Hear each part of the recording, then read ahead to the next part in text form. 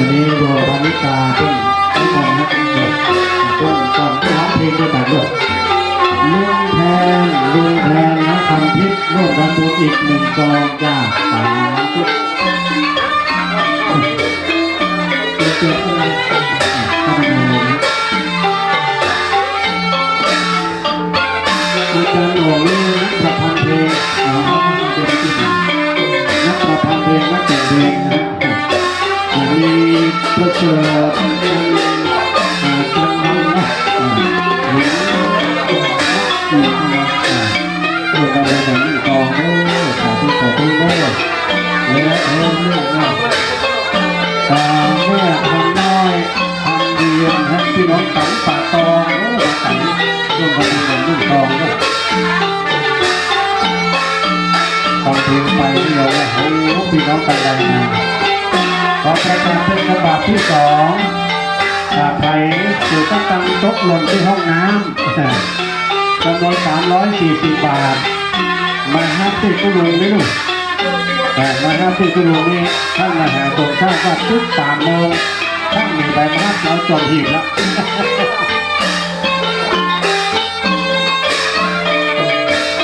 เพื่อถือจะบุญกุศลให้ที่พี่น้องศรัทธาทุกคนญาติโยมที่ร่วมทำบุญทำกุศลในวันนี้แล้วก็ตามก็ขออนุโมทนาขอให้ท่านนั้นพ้นจากทุกข์สนุกทุกแสงอยู่กินอยู่ตามไปเป็นใจเนี่ยแล้วก็พระธรรมญาติโยมได้มาแล้ววันนี้เป็นวันโกนอยู่เป็นวันโกนแล้วก็เป็นวันที่ตกแต่งห้างดาฟานเวลาเข้าโมงสาย10 โมงครึ่งนี้ก็จะเรียกขวัญนะจะเรียกขวัญโดยท่านพระครูประหลัดเป็นท่านพระครูพุทธธรรมจะได้เป็นองค์เมตตาตักข้อร้อนนานตักข้อร้อนนานท้องฝันสั่งที่ต่อฝันที่มาอยู่กับเนื้อกับตัวและโยมที่ได้เดินทางมาแล้วจะร่วมบุญกุศลมาที่ไหเงินนี่ไหทองมาที่ไหทองนี่เดี๋ยวจะประกาศโยมทรกมาแล้วจ้ะจะร่วมทำบุญกับเดี๋ยวที่นี่นะโยมเดี๋ยวมาไม่ได้เรียนกันนะเอาเงินต่อกันนะเอาละไหม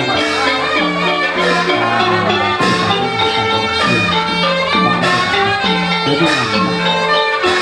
ทุกคนนะทุกคนนะครับ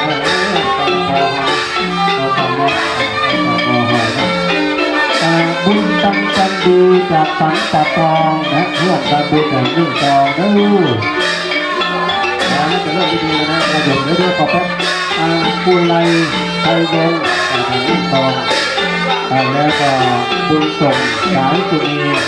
ยืนยันนะสันปะตองร่วมกันเป็นระดับยิ่งทอง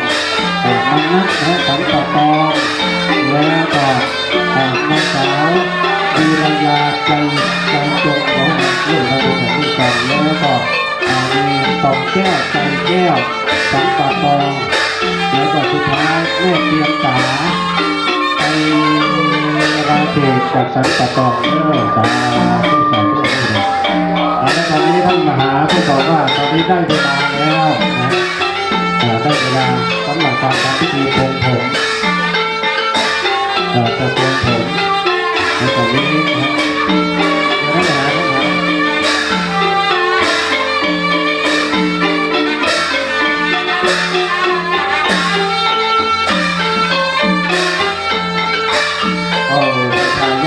ก่อนที่จะมาเข้าก่อนพระที่ท่านจัดพวกนี้แต่ท่านพระครู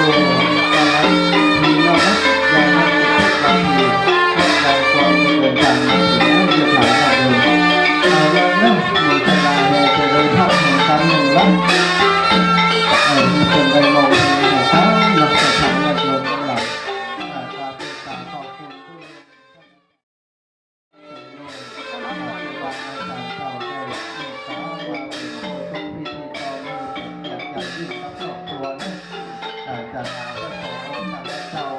บรรพชาประสงค์วัดเกิดอย่างมีคนนั้นญาติโยมใครเราจะทำต่างๆได้ นะก้อนในจังหวัดผู้มาเยือนก้อนขันต่อก้อนสาวใหม่จากตั้งลูกๆหลานๆนะซึ่งบ้านเราเมื่อก่อนเรามีพิษอาจารย์ไปฝึกหัดฝึกเรียนเป็นจังก้อนนะเป็นยมอนุราคนดีประกอบเป็นคนที่อนุรักษ์ทักษะวัฒนธรรมประเพณี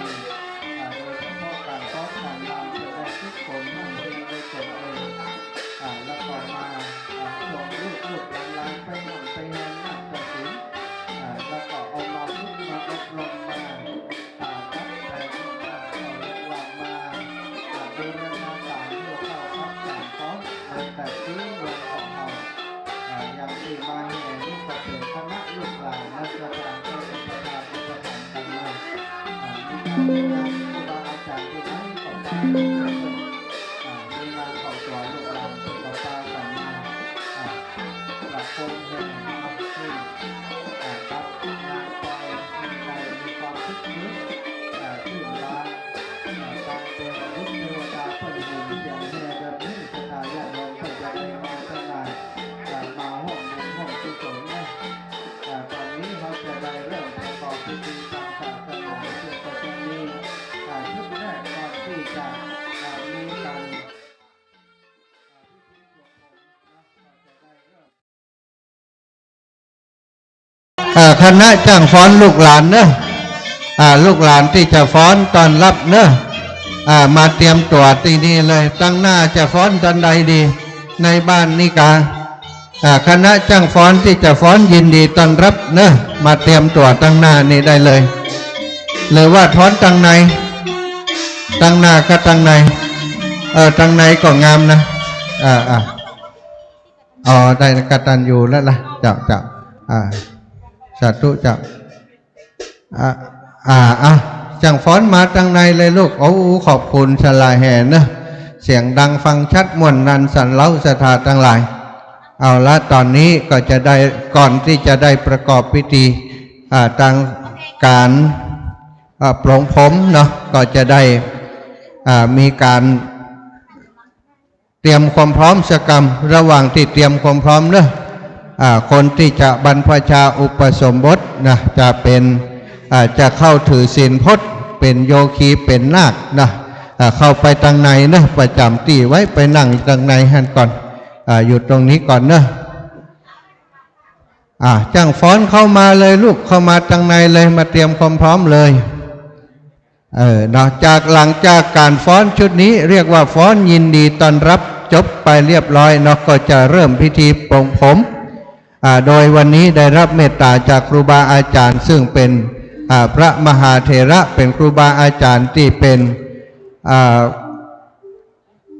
ที่ครอบครัวเนาะพรหมมินของเราโยมน้องพันิตาพรหมมิน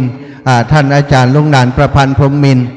ได้หู้จักมักคุ้นดูแลอุปถากอุปถัมภ์ครูบาอาจารย์เหมือนกับว่างานวันนี้เป็นงานของครอบครัวเนาะครูบาอาจารย์ที่เคารพนับถือ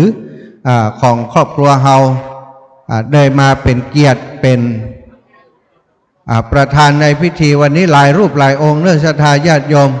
ท่านพระครูอภิวัฒนวิกรมอันนี้มาในนามส่วนตัวก็หู้จักกับครอบครัวเป็นอย่างดีแต่ส่วนรวมก็คือเป็นพอคลื่นสีขาวก็ได้เมตตามาถึงเรียบร้อยแล้วเนาะท่านพระครูสมุทรวิศวัตรวรกิจโจแม่นเพลงนี้ว่ะตอนรับเพลงนี้ก็ยังขี้เดียนถูกเสียมตกใจนึกว่าจะเอาเพลงนี้ตอนรับตุลุงพี่นานทินเพื่อแกล้งกันไว้จอมไว้ใจฮะแม่นหรือยังได้เพลงหรือยัง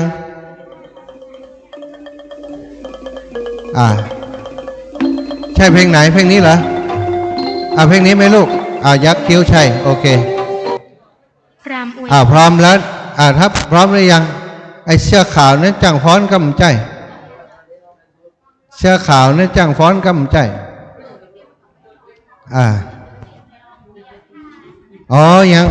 ยังคนเปลี่ยนผ้ายังไปแล้วกำเตือนเนาะพร้อมแล้วนะพร้อมแล้วเอาเปิดเพลงเลยนะเปิดเพลงเลยปีนันทินต้อนรับผู้ มาเยือน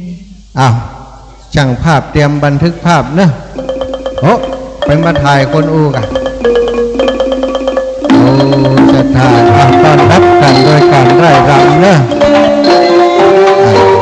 อนุรักษ์วัฒนธรรมประเพณีอันดีงามเอาไว้นี่ก็คือลูกหลานที่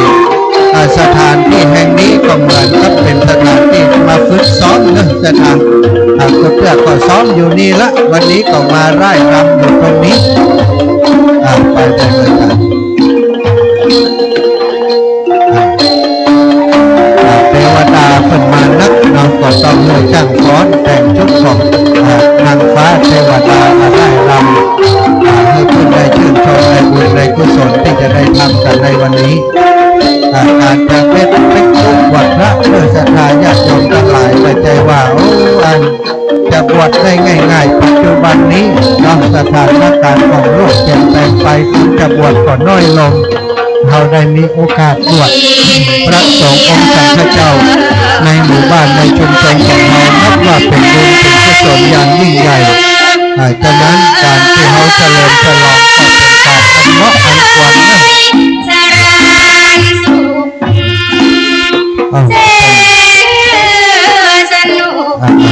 ยับไปตั้งหน้าพุ่นเลยแม่ไปอยู่ตั้งหน้าพุ่นเลยพระอยู่นี่ป่าหัน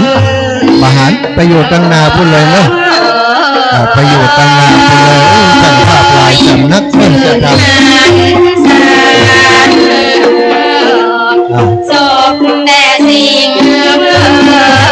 พาพี่น้องเนาะที่บ้านอาจจะคับแคบไปสักหน่อยนึงเนาะถ่ายรูปได้แล้วก็ถ่ายออกไปเนาะวิมลตาตรึงอุราพาใจ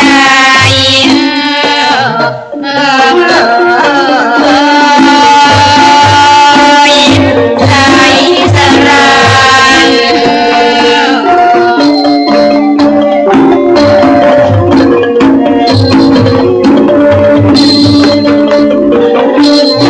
เข้ามาถ่ายทั้งเพลงนี่ไงน่าจะได้สบายถ่ายเต็มถ่ายได้เต็มที่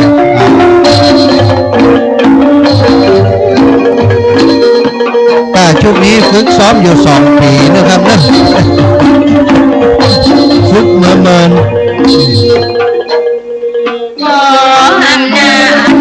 การฟ้อนตอนรับกับศรัทธาญาติโยมแขกผู้มีเกียรติทั้งหลายวันนี้อย่างจะตอนรับท่านทั้งหลายของลูกสาวหลานสาวได้มาฟ้อนมารำเป็นการต้อนรับท่านทั้งหลายก่อนซึ่งกิจกรรมนั้นจะได้ประกอบพิธีในการปรงผมวันนี้ได้รับเมตตาจากครูบาอาจารย์ท่านพระครูอภิวัฒนวิกรมได้มาถึงก่อนแล้วเนาะก็จะเป็นตัวแทนของครูบาอาจารย์ในเครือข่ายคลื่นสีขาวทุกรูปทุกองค์ได้เป็นประธานสงฆ์แทนครูบาอาจารย์พระเถระเจ้าทั้งหลายบัดต่อจากนั้นก็ยังมีท่านพระครูสมุวิสุวัฒน์วรกิจโจอาจารย์ที่เป็นผอ.อยู่วัดฝ่ายหินเจ้าอาวาสวัดฝ่ายหินผอ.สถานีวิทยุ 104.50 ปกติก็ได้ไปงานที่ไหนจะถ่ายญาติโยมแต่วันนี้ถือว่าได้เสียสละเวลามาเพื่อจะร่วมโมทนาบุญกับครอบครัวของคุณโยมพนิตราพินันประพันธ์เนาะซึ่งเป็นบุคคลที่มีความเสียสละจนเหลือกิจการการงานของครูบาอาจารย์มาโดยตลอดเป็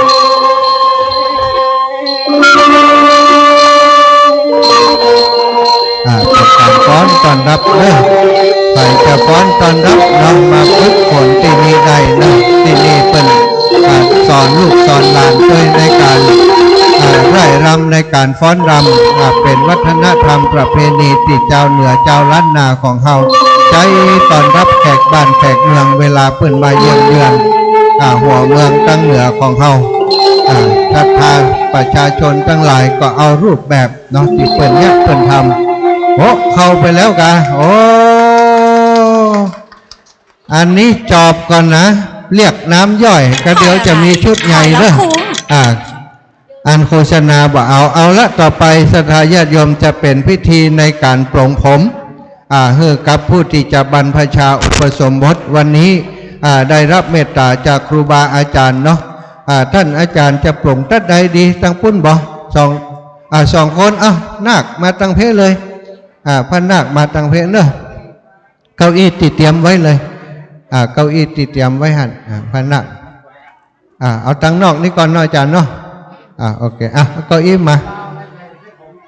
จะได้ขอเมตตากราบนิมนต์เนาะ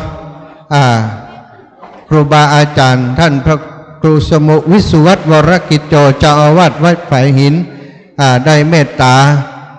ภัยก็ตามเนอะอันที่ท่านอาจารย์เปิ้นโปร่งผมเฮือนั้นส่วนใหญ่จะบวชตลอดชีวิตนะพันโลงว่าอย่างไร พันโลงถ้าจะบวชตลอดชีวิตก็บอกอาจารย์เพื่อนเห็นเนอะเอา2 รูป 2 องค์เนอะเก็บภาพเป็นบันทึกไว้เป็นประวัติศาสตร์เนอะเอาภาพงามๆหน่อยใจเย็นๆเอาภาพงามๆภาพนี้จะเป็นภาพประวัติศาสตร์ของครอบครัวเนอะโดยเฉพาะตนตัวของท่านคุณโยมปนานประพันธ์พรหมมินทร์แล้วก็โยมวีรพงษ์พรหมมินทร์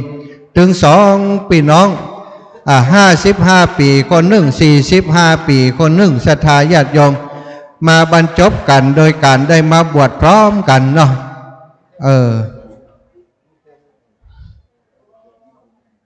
อีปอถ้าอีปอหนังล้มหน่อยจะง้ำเลยนะมันถ่ายรูปง้ำเลยนั่นโอ้หัวเข่าก็บอกเคยดี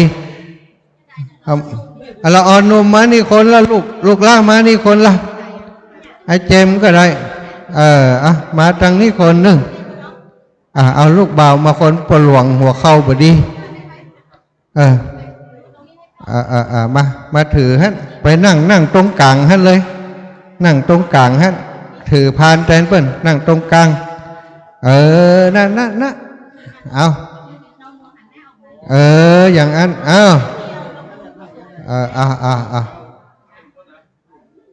อีน้องถ่ายรูปบัดได้ซึกตุลุงก็ห้ามซึกนะมาใจตัดให้เปิ้นบ่ให้เปิ้นซึกแล้วตัวซึกละนะตุลุงแล้วตัวบ่ให้ซึกเป็นประโยชน์แก่พระศาสนาท่านอันนั้นเปิ้นจะไปอยู่เปิ้นจะปิกมาแหมอยู่ตุลุงปนานบ่ให้ไปไหนละอยู่วัดพระธาตุดอยสุเทพโดยตุลุงไปเลยท่านอาจารย์พระครูประเสริฐเนาะทุกปีนงท่านอาจารย์ได้เม็ดเอาละญาติผู้ใหญ่ท่านพระครูรอแล้วละเนาะญาติผู้ใหญ่เนาะท่านตุปีไม้มาฮันเหรอตุลุงแดงตุลุงแดงตนศักดิ์สิทธิ์และคาถาอยู่ปุ้นเต็มปุ่มนะชะทาถูกได้เอาไม้กีบไว้นะคาถาจะออกจากที่ปุ่มตุลุงมาตุลุงมาห้ามกินน้ำกินท่าเตี่ยมาตัดผมก่อนนิมนต์ตุลุงตุปีนมมาอย่ามาเอาอันนี้ก็ตั้งอกตั้งใจมาแล้วตุปีนมเนอะลูกตุตะวันมาเป็นอันนี้ให้เปิ้นวันนี้เฮาได้มาเป็นสักขีพยานได้มาร่วมเปิ้นละตุปีนมมาเข้ามาเลยเข้ามาไกลๆเลยจะได้ต่อเนื่องไปเลยตุลุงผมก็ค่อยตัดก่อนเนอะตุลุงครับตอนนี้ครูบาอาจารย์ได้เมตตาเดินทางมาพระมหาเอากรรม ประชาสัมพันธ์เจ้าละเนาะตอนนี้ถวายการต้อนรับท่านเมตตาธรรมพระครูจรทานพุทธักวัดแม่ห้องไคร้ครูบาแดงโน่มาแล้วแม่จันเพนแม่เดินเพนขอเข้ามาเนาะขอเข้ามาเลยแต่ตอนนี้ก็ทางครูบาอาจารย์ตุปินมแล้วก็ท่านตะวันสาธุเจ้ามีแหมกอนิมนต์นะครับ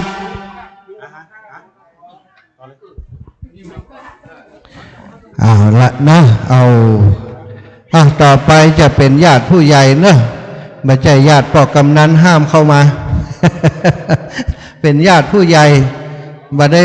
ได้หมายความว่าญาติพวกหลวงบ้านนะเป็นญาติ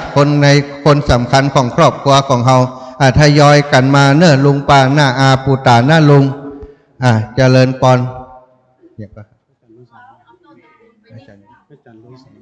โอ้ยอีแม่ไปไหนแม่จันเรือนใสอีแม่มาขอแซงคิวกันแม่เดินเพนทิมหว่างอันนี้หมาไก่ไหมเจ้ามาต้นตระกูลอยู่นี่เหรอโอ้มาอีแม่มาโอ้มาโยมแม่จันเรือนใสเนอะโอ้ครับผมแต่ครับโอ้ขอบคุณครับเอาเนอะวนออกไปเลยเนอะโอ้ตุลุงถ้าจะได้มาในพี่เห็นละตุลุงได้อยู่ละสาธุเนอะโยมเพื่อนจะได้วนออกหันเนอะปูตาเนอะลุงมาโอ้หลวงปู่คนบ้านไกลมาไข่หลวงปู่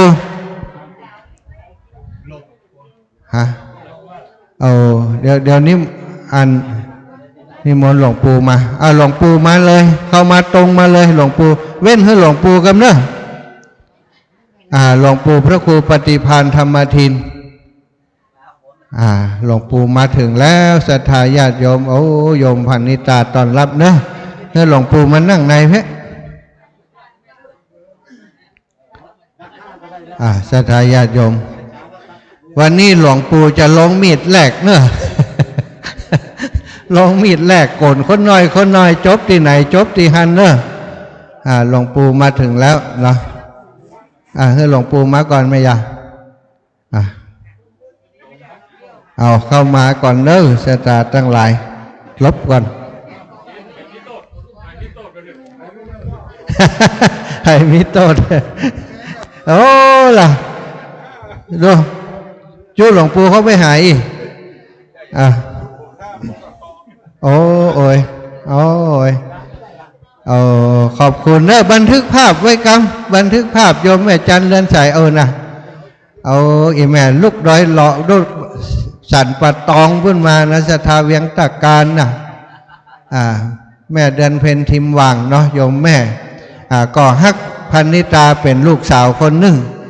ไปที่ไหนก็ลูกสาวคนนี้ไปจัดดอกไม้ให้กับครูบาอาจารย์ลุงนานก็ดูแลบ้านจองฮือน้องไปเตอะไปทำบุญบ่ต้องห่วงบัดเดี๋ยวนี้เอาใหญ่แล้วลุงนานไปบวชละเสร็จแล้ว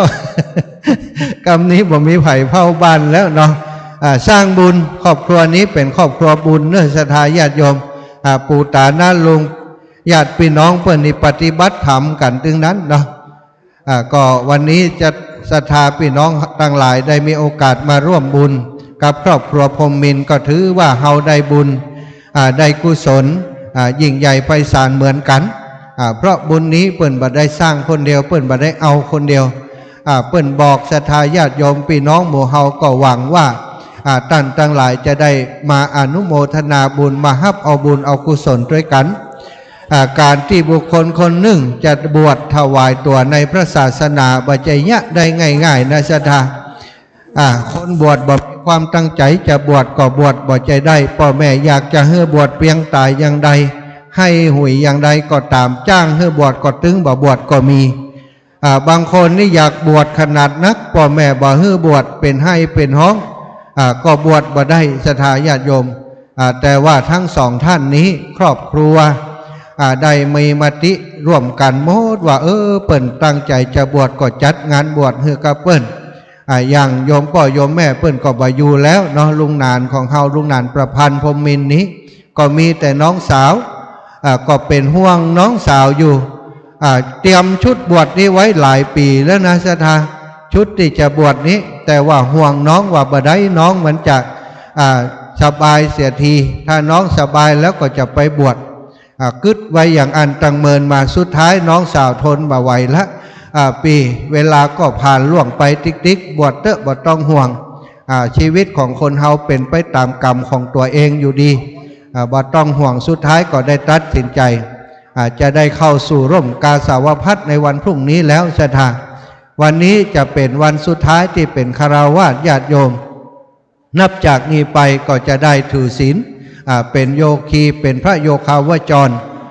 เป็นผู้ถือศีล227วันพรุ่งนี้10 โมงเป็นต้นไปก็จะเป็นตุเจ้าแล้วศรัทธาวันนี้ในฐานะที่เป็นคฤหัสถ์ญาติโยมศรัทธายังตัดผมคลิปผมเพื่อเปิ้นได้อยู่ วันนี้ยุบหัวได้อยู่นะวันต่อไปหมดสิทธิ์แล้วนี่จะได้บวชเป็นพระสงฆ์องค์สังฆเจ้าแล้วเขาก็จะได้อนุโมทนาบุญกับเปิ้นบุญที่เขาได้ศรัทธาทั้งหลายเกิดจากที่จิตใจของเขาอนุโมทนาการอนุโมทนาบุญนั้นต่างคติต่างพระพุทธศาสนาเปิ้นบอกว่าได้บุญเท่ากับคนที่เปิ้นสร้างบุญสร้างกุศลนั้นแต่ว่าจิตใจของเขาจะต้องอนุโมทนาโดยความบริสุทธิ์ใจโดยความปิติใจจื่นใจที่ได้หันเป็นบวชเป็นพระสงฆ์องค์สังฆเจ้าจะถวายตัวในพระศาสนาเนาะตอนนี้หมดแล้วยังเดี๋ยวให้ศรัทธาหมดก่อนหลวงปู่จะเป็นรูปสุดท้ายหลวงปู่จะเป่ากระถาใส่กระหม่อมลุงนานรูปสุดท้ายหลวงปู่รูปสุดท้ายเก็บอุปกรณ์ก่อนเสกคาถาแล้วตัดห้ามซึกคืออยู่เมินอย่างหลวงปู่นี่เดี๋ยวหลวงปู่คลิปเหตุก่อนหลวงปู่จะลงมีดแหลก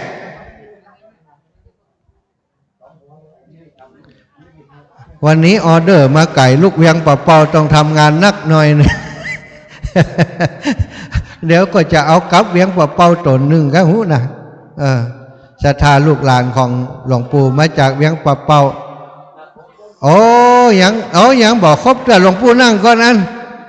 ยังแหม3-4ก็นะ5ก็นะมาเลิกขจายเร็วเวลาจะเลยเลิกงามยามดีแล้วนะ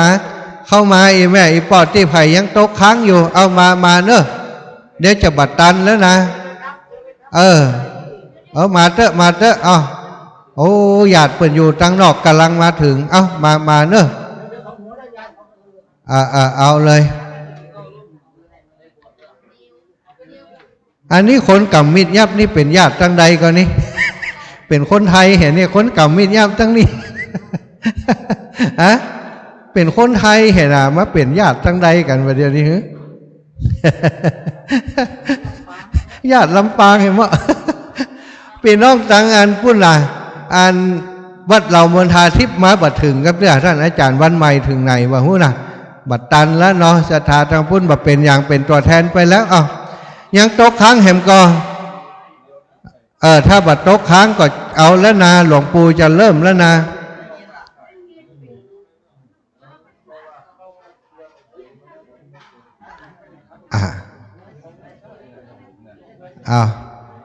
อันจะตามลำดับไรก่อนเนอะหลวงปู่นี่ลงมีดแหลกไปก่อนเอาสักเล็กสักน้อยกับปอมาแหมอยู่กะมาหายใจมาหายใจเอาหมดแล้วยังนะเอาหมดคนสุดท้ายแล้วเนอะปิดรับสมัครแล้วนะ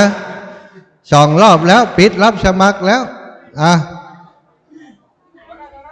พอแล้วเนาะเอาละมันจะเลยพิธีทางเพศไปได้ตัดเป็นตัวแทนไปแล้วเอาถ่ายรูปให้โยมน้องเมืองกำปันนิตาเก๋ลืมเปิดหน้ากล้องพี่สาวตกใจหมด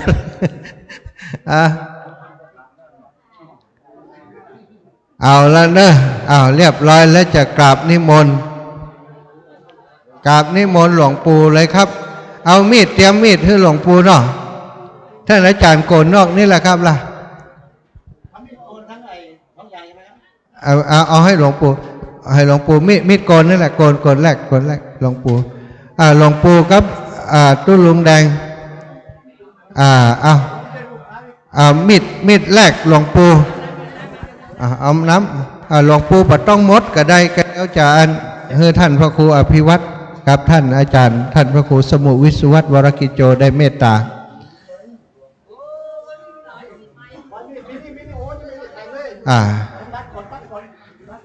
ตัดแล้วก็นี่ก่อนเนาะหลวงปู่เนาะเดี๋ยวให้อาจารย์ใส่ให้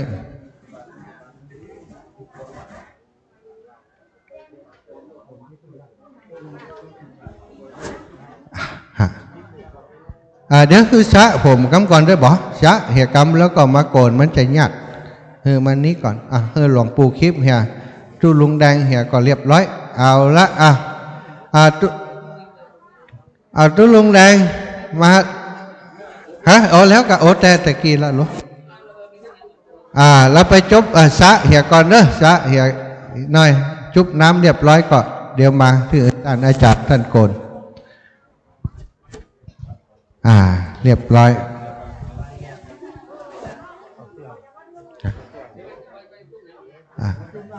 ถอดเพื่อนเห็นแล้วนะเห็นถอดเสื้อให้บอกอันลุงนานถอดเสื้อเลยเนอะเอาเสื้อออกเลยก็ได้มันนั้นนี้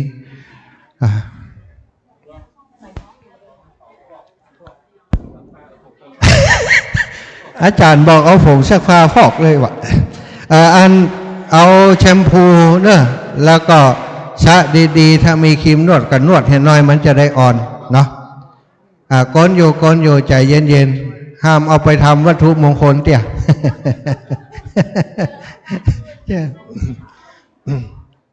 อันวันนี้พันิตานี่เป็นตึงน้องเป็นตึงแม่นะดูแลกูอย่างกูไปหมดเป็นแม่บ้านคือปีอายเปิ้นได้อู้จากันเนาะพี่นานลุงนานก็ว่าใครบวชย้ำพาบวชไว้เมินละอัน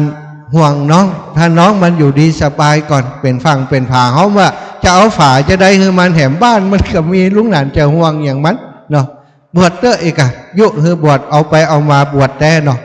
ก็ดีใจก็เปิ้นนะเพราะเปิ้นตั้งใจเมินแล้วก็มีความเป็นห่วงกับน้องเปิ้นความจริงก็บ่ต้องห่วงอย่างแล้วเป็นคนปฏิบัติธรรมเป็นคนที่กรรมฐานนักเลือดทุเจ้าโดยซ้ำไปสถานปฏิบัติกูค่ำกูคืนในบ้านเปิ่นมีห้องพระมีที่สวดมนต์ไหว้พระอันนี้แสดงว่ารอดแล้วบัดต้องห่วงแหมแล้วเนาะบัดเดี๋ยวนี้ลุงนานก็จะได้ไปบวชเป็นพระสงฆ์องค์สังฆเจ้าปุณณะไปอยู่บนดอยสุเทพปุ้นกึดเถิงปีอายก็ขับรถขึ้นดอยไปต่ออันจากนั้นก็จะฝากกับครอบครัวพี่น้องหมู่เฮาเนี่ยเนาะช่วยกันดูแลแตนต่างกันไปก็ต้องขอบคุณท่านทั้งหลายโดยเฉพาะครูบาอาจารย์หลวงปู่เนาะหลวงปู่พระครูปฏิภาณธรรมทินปีนี้หลวงปู่75 ปีแล้วสถาปีแล้วนี่แบกปูนขึ้นไปดอยม่อนดอยนางแก้วอยู่เนาะแต่ปีลืมค้อนโอ้จังตอนนี้ช่วงพักรอลุงหนานเตรียมตัวเนอะจังฟ้อนชุดที่สองเนอะจังฟ้อนชุดที่สองเป็นการฟ้อ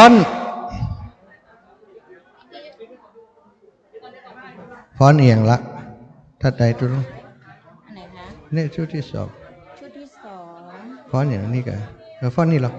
สองฟ้อนขันดอกไปแล้วนี่สาวใหม่ก่อนเนาะเอาสาวใหม่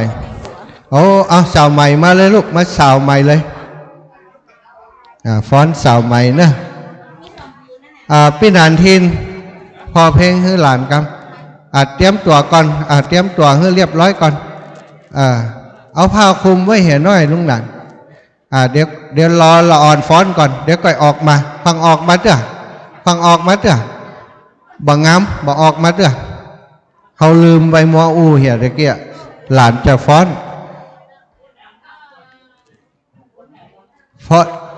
สาวใหม่เนอะพี่นานทินเปิดเพลง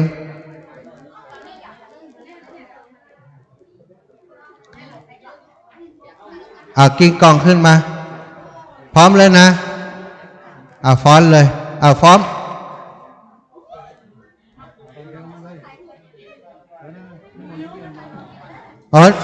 ท่านอาจารย์นิมนต์เข้าในครับนิมนต์มาเลยครับนิมนต์มาได้ครับนิมนต์มาไหนครับ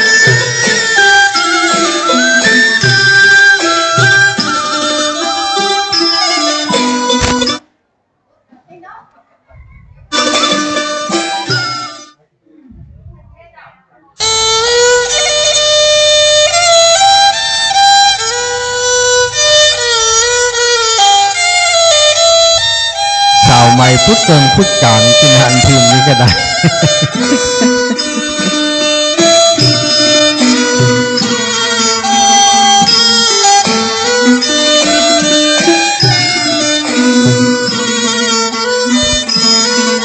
สาวใหม่นี่ฟ้อนคนเดียวเนาะอ๋อคนเดียวไม่จันเรือนใส่จะฟ้อนตัวก่อนเขาจะสาวฝ้ายอันนี้เขาสาวใหม่เขาสาวฝ้ายปันอย่างก็ได้ก็ฝ้ายการฟ้อนการรำสถาเพิ่นก็ประดิษฐ์มาจากชีวิตประจำวันเนาะอันนี้กำลังจะสาวใหม่นะประดิษฐ์นะบางทีก็ฟ้อนเก็บเนียงนะแต่บัดเดี๋ยวนี้ฟ้อนต่ำน้ำปูเขาบ่หันไหนกำเตื้อตังเวียงปะเป้าจะฝึกกำฝึกหัวหลวงปู่นะมันน่าคือเขาเนี่ยฟ้อนต่ำน้ำปูอีนะแต่ว่าหลวงปู่บอกไปมอจรอเพราะเขาทำเตรียมยังไงต่ำเตาไว้ให้หลวงปู่นะต่ำเตาแกงพักที่กวาง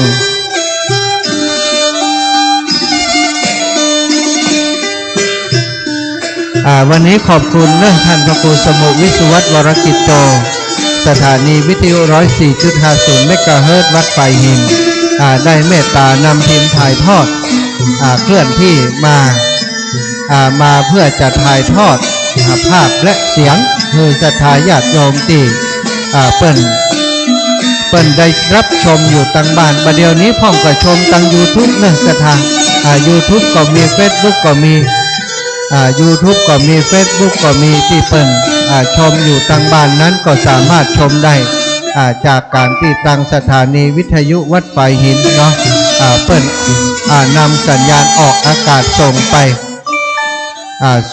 ให้กับทางคนทางบ้านได้รับชมก็ต้องกลับขอบคุณเมตตาท่านพระครูสุเมธธรรมเสวีเนอะตุลุงกับไมค์คำผมไปต้อนรับครูบาอาจารย์ก่อนครับตอนนี้ก็ครูบาอาจารย์ก็กำลังทยอยกลับมาเนอะที่ก็ได้รับความเมตตาถวายความเคารพของเมตตาธรรมหลวงปู่พระครูปฏิภาณธรรมทินครูบาดอยเนาะวัดม่อนจอมพอที่ไปอ่อยระนาติดตามตัวมาเดี๋ยวท่านพระมหาสาวแก้วได้ติดตามตัวมาเนาะครูบาศรีนุ่นที่มาด้วยกันจ้ะหลายท่านหลายตนหลายองค์แต่วันนี้ถวายการต้อนรับถวายความเคารพในเมตตาบารมีธรรมอาจารย์ท่านพระครูสุเมธธรรมเสวีเจ้าวาดวัดม่อนฤาษีปากกลางสามัคคีวัดม่อนฤาษีมานาคที่จะเป็นนาคว่าที่นาคก็มานั่งเลยโกนผมไปตัวพอฟ้อนไปตัวมันได้เข้าบรรยากาศ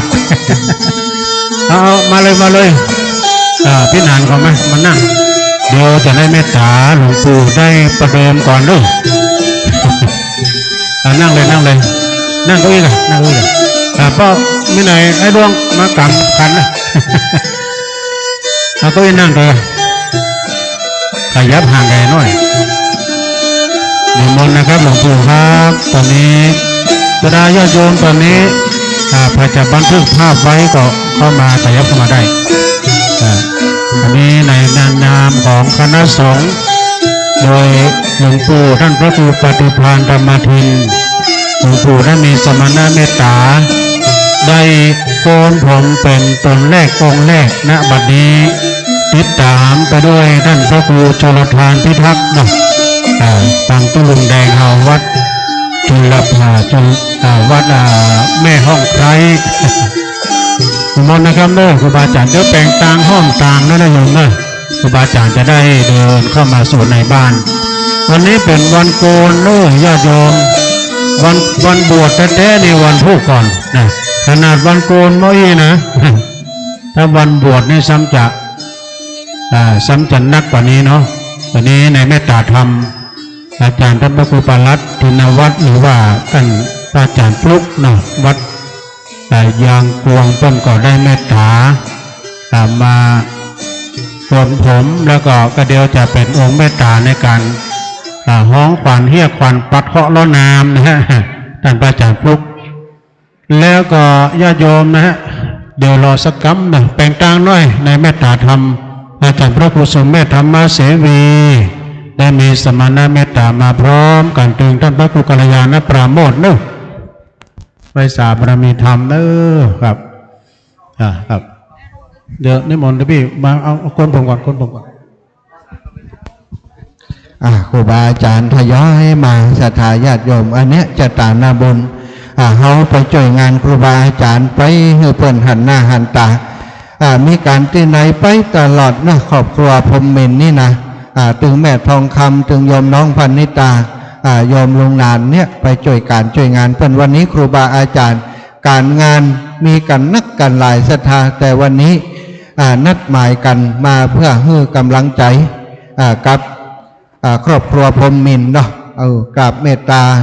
ตาปรมีของท่านพระครูสุเมธธรรมเสวีซึ่งเป็นพระมหาเถระ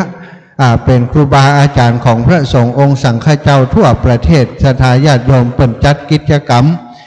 ปริวัติกรรมประจำปีที่วัดม่อนฤาษีพระสงฆ์เป็นปันรูปนะจัดมาเป็น30 ปีศรัทธาบัจจัยสะน้อยก็เป็นพระสงฆ์ตนเมตตาเนาะวันนี้ได้นำความเมตตามาเผื่อพายายบุญให้ศรัทธาญาติโยมได้ชื่นชมปุญญาปารมีมาเมตตามาปรงผมให้ลุงนานแล้วมดจิตนะลุงนานนะจบข่าวแล้วงามอย่างใดรวยอย่างใดก็ไปบ่ได้แล้วตอนนี้กระถาแห้งกระถาแน่นกระถาลายกันตึงนั้นท่านพระครูอภิวัฒนวิกรมก็เมตตาเนาะมาถึงแต่เจ้าแล้วศรัทธาญาติโยมมาถึงแต่เจ้าแล้วนะมาเพื่อจะเป็นเจ้าภาพเจ้าศรัทธากับครอบครัวพรหมมินตุยวันนี้ครูบาอาจารย์นะศรัทธาญาติโยมได้ปากันมาอาจจะศรัทธาญาติโยมที่ฟังรายการอาจจะมากันบ่ได้ทั้งหมดแต่ว่าได้ฝากกับครูบาอาจารย์ฮือมาห้อมบุญกับครอบครัวพรหมมินในคราวครั้งนี้การบวชตุเป็กพระบัจจัยเนี้ยได้ง่ายๆศรัทธาญาติโยมที่อาตมาได้ได้เอ่ยไปตะกี้ถ้าเจ้าของที่เปิ้น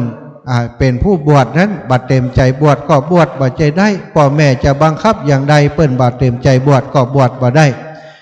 ถึงจะเต็มใจบวชแต่บัดติดหนี้ติดศีลติดสะปะสะปันเนาะมีครอบครัวที่ต้องดูแลมีภรรยาอยู่มีลูกที่ต้องอุปถัมภ์อยู่ติดหนี้ติดศีลล้นพ้นตัวบวชบ่ได้ศรัทธา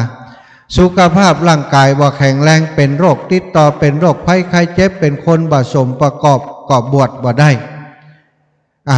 แล้วก็สำคัญที่สุดถ้าจะบวชนั้นบ่มีภัยอุปถากประถมบ่มีภัยเป็นเจ้าภาพ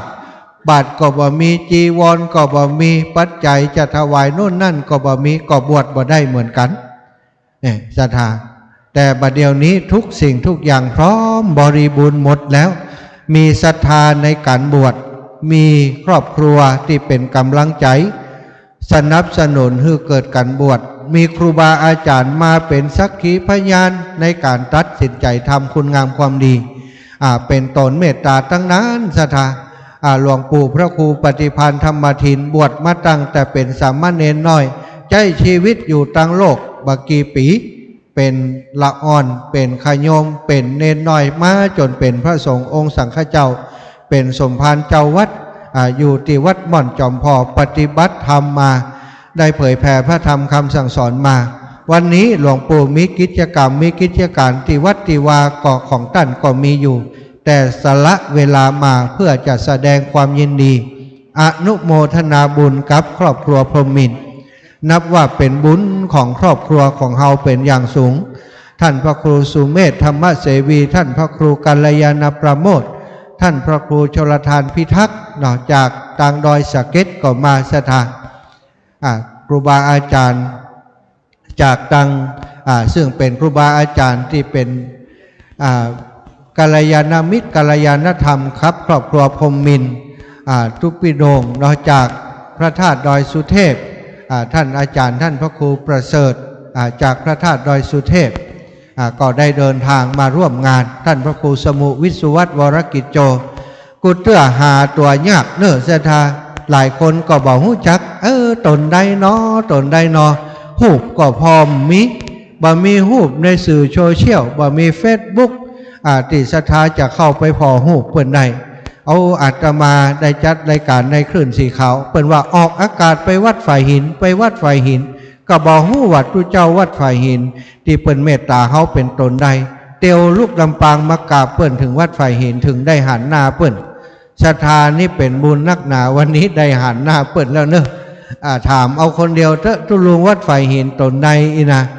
ก็จะได้พบได้ปะเปิ้นถ้าบ่มีงานใหญ่อย่างอีมาบ่ได้ศรัทธาต้องคุมดูแลสถานีวิทยุ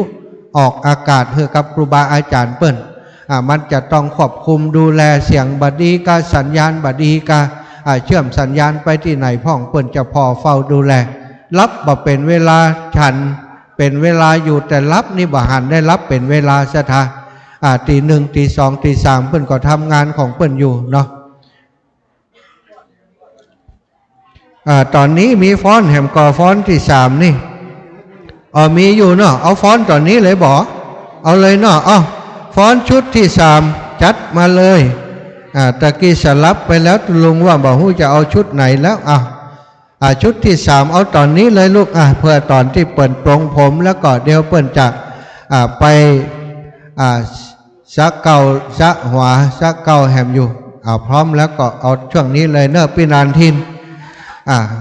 เปิดเพลงไปฮือมันโฆษณากะ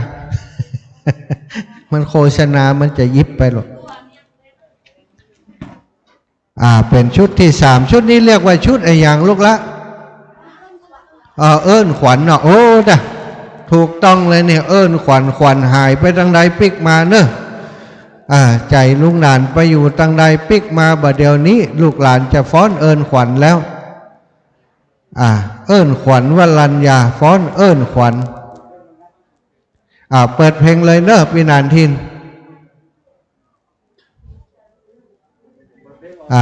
เปิดเพลงถ้าแบบเปิดเพลงออกมาได้ตะกี้สาวใหม่พุทธไปเส้นหนึ่งน่ะ เปิ่นกำลังจะฟ้อนเพลงยุทธวะเดี๋ยวอย่าหักคะแนนไป10 คะแนนอันนี้ลูกหลานตึงนั้นสถายปล่อยแม่ตอนเนี้ยกูนี้ควงซ้อมเขานะมาบ่ไรกับหันฟ้อนอยู่นี่หยับซ้อมฟ้อนตลอดมาใจอะไรลูกหลาน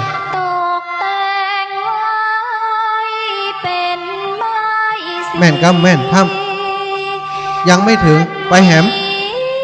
ยังไม่ถึงเปิดไปเรื่อยๆก่อนใช่ไหมเข้าใจ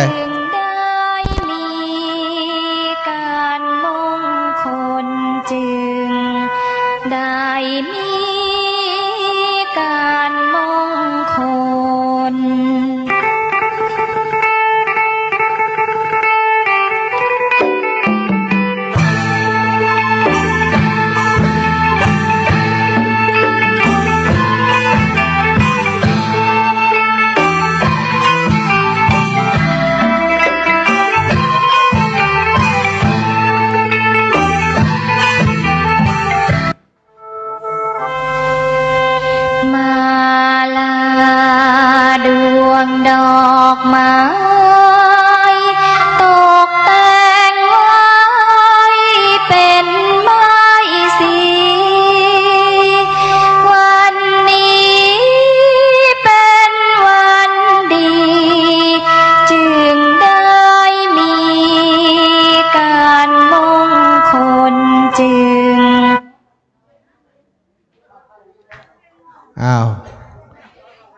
สับสนคนเปิดกับคนฟ้อนคนเปิดบ่ได้ฟ้อนซะท่าคนฟ้อนเปิดบอกแล้วคนเปิดบอกว่าอะไรใจเย็นๆได้เนาะพี่นานทินประจำละอ่อนบอกขึ้นแล้วเรียบร้อยเนาะเดี๋ยวรออีล่าแหมคนหนึ่งพร้อมแล้ว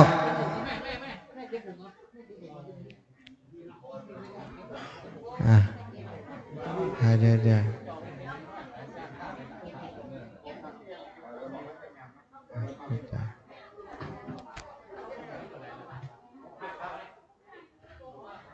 พร้อมวันนี้เป็นวันดีอันเลิศล้ำจึงได้นำพาขวัญแก้วตกแต่งแล้วทั้งย่อมาอยู่เบื้องหน้าพอพักขวัญ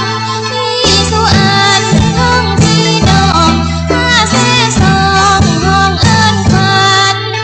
มาเยอะขวัญเอ้ยมาเยอะขวัญเจ้าเอ้ยมาเยอะขวัญเอ้ยมาเยอะขวัญเจ้า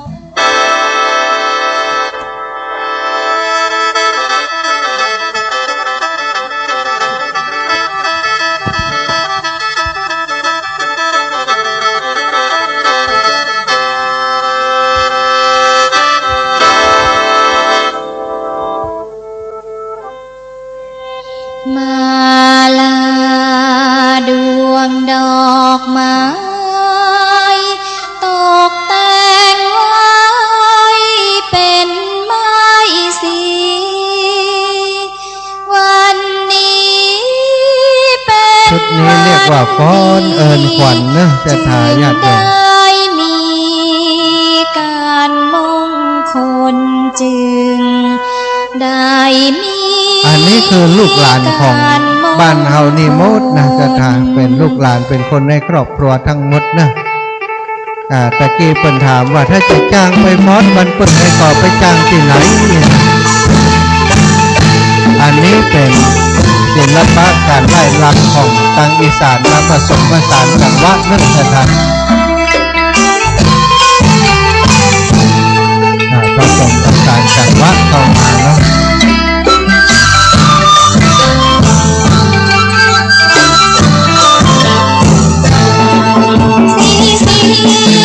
วันนี้เป็นวันดีอันเลิศล้ำจึงได้นำพาขวัญแก้วตกแต่งแล้วทั้งน้อม โจนด้วยเจ้านะ อยู่เบื้องหน้า อยู่คนหลายภาคการโจนกันนะ ห้องพี่น้องมาเสสองห้องเอิ้นขวัญ อนุญาตให้จังก้อนนิ่มได้เนอะจะได้ถ่ายรูปงามๆยิ้มงามๆหลานสาวโอ้ครูบาอาจารย์หลวงพ่อกราบนิมนต์ครับ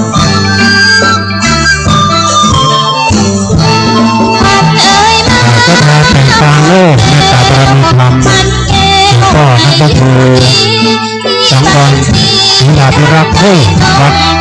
สายมนให้ได้มีสมณะเมตตาเดินตามมาต้นพรฮักพอดีหลวงพ่อนิมนต์ครับตรงนี้นะครับนิมนต์อะไรครับแก่งการไว้ทุกดวงนิมนต์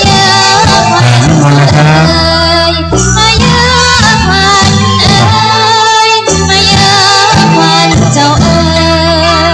ภาษาโลกภาษาครับ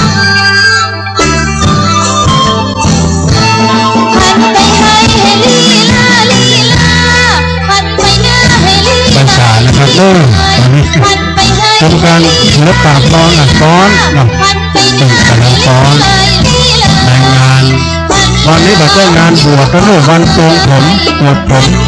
หลวงพ่อบุญหลวงพ่อครับหลวงพ่อดอยหลวงพ่อก็คือสังวรศิลาภิรักษ์มรดกธรรมพื้นเมืองวันทุกวันเจ้าวันจันทร์เวลา6 โมงเป็นต้นไปนี้หลวงพ่อจะได้มีเมตตามาร่วมงานตัวนี้นะครับนี่พอสายหินที่สุวัฒน์โยมก็กำลังเอาสังฆทานมาพี่น้องชายมูลค่ะพี่เกสรพร้อมด้วยคณะของต้นมาแล้วมีฟ้อนหลายพจน์นะโยมด้วยนี่มีบอลครับนั่งท่านแรกต้องนั่งนี่ก่อนนั่งรอเนี่ยแต่พี่นุ่งชุดหลากสีตรงนี้ชุดขาวมันพวกจะเป็นเหลืองอย่างเดียวชุดเหลืองอย่างเดียว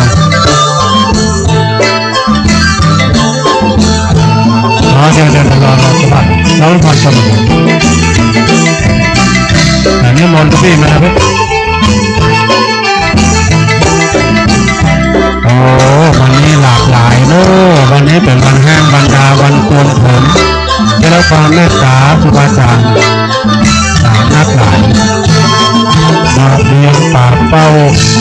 อยสักเก็บดอยพระดอยสุเทพทางสันป่าตองทางดอยหล่อเชียงใหม่ลำพูนอันนี้โดยเมตตาครูบาอาจารย์หลวงปู่เนาะเป็นเขาเป็นประธานหลวงปู่ก็คือปฏิภาณธรรมภูมิเรื่องของฟ้อนชาวใหม่กันแล้วไปละฟ้อนยินดีต้อนรับ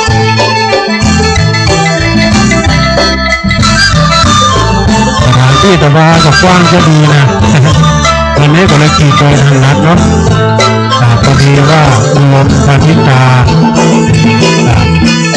ต้นได้บวชลูกบวชหลานแล้วก็บวชผู้นายตายหัวคนตนสู่ร่มพระคาสาวพัฒน์เดี๋ยวรายการต่อไปจบฟ้อนชุดนี้แล้วจะได้เฮี้ยขวัญนะลูกเฮี้ยขวัญก็ใช้เวลาเมื่ออยู่นะว่าจะเลยเพลงเอาละเดี๋ยวกันลูกจบละเอาต้นเลยต้นเลยกำต้นเลยมาส่งสวยเอาพี่นันทินหลีเพลงเอาห้องนาคมาเลยนาคก็สะดองผ้าโอ้กำลังนุ่งผ้าขาวเร่งรีบเร็วไวหนานึ่งตอนนี้การห้องขวัญการเรียกขวัญ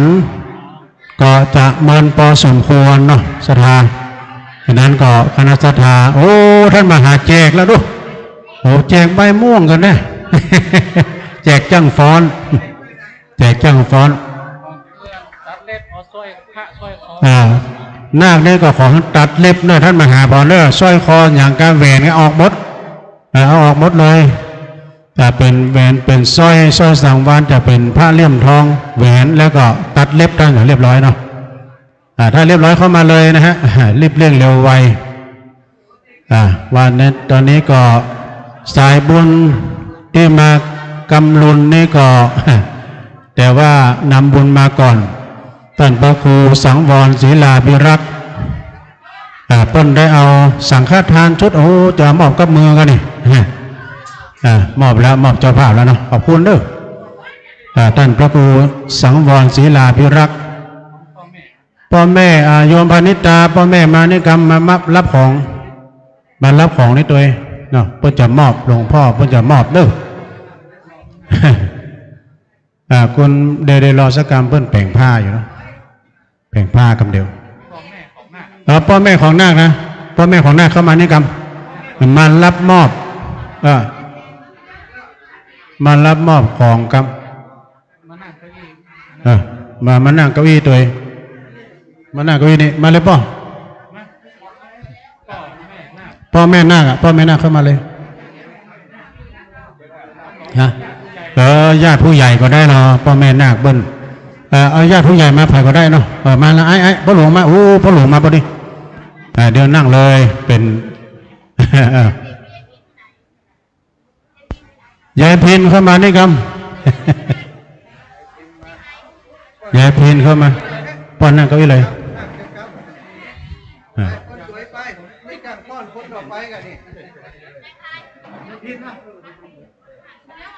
แต่ยายพินเข้ามากรรมเนาะ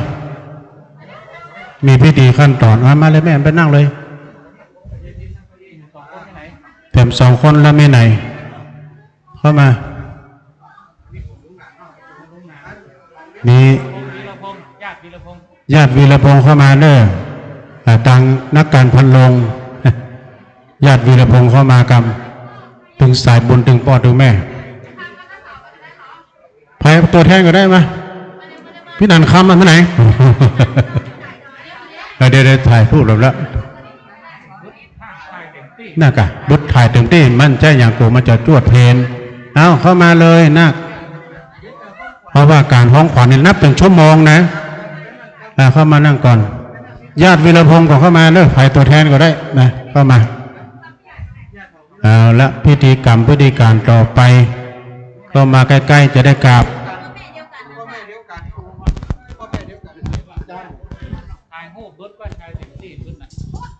จะเดี๋ยวนะตอนนี้เอาวางก่อนเดี๋ยวใจเย็นๆนะต่อไปจะได้กราบพ่อกราบแม่เนอะอยู่พ่อแม่ชุดเดียวกันกราบ1กราบ2 กราบสามพ่อแม่คือพระอรหันต์ของเฮาเพราะฉะนั้นกราบแบบนี้ได้ยกม่วงพวงมาลัยคือพ่อแม่พวงมาลัยเนอะพวงมาลัยไปนั่งประจำที่เลย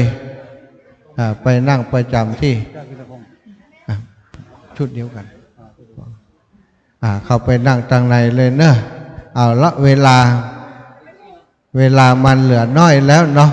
กราบนิมนต์ครูบาอาจารย์ผู้ที่จะเป็น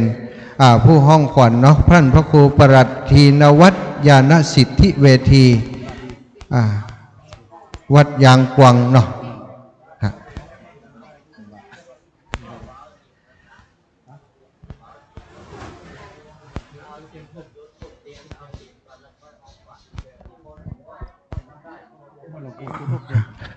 กับนิมนต์ท่านอาจารย์ครับลำดับต่อไปจะได้จุดธูปเทียนบูชาพระรัตนตรัยไหว้พระเนาะแล้วก็คับศีลจากหลวงปู่พระครูปฏิพันธ์ธรรมทินเป็นลำดับไปครับตอนนี้จุดธูปเทียนบูชาพระรัตนตรัยเนอะลุงนานจุดถึง2จุดกับนิมนต์ท่านอาจารย์เลยลำดับต่อไปจะได้จุดธูปเทียนบูชาพระรัตนตรัยไหว้พระเนาะแล้วก็ข้าพเจ้าจากหลวงปู่พระครูปฏิพันธ์ธรรมทินเป็นลำดับไปได้จุดธูปเทียนบูชาพระรัตนตรัยเนอะ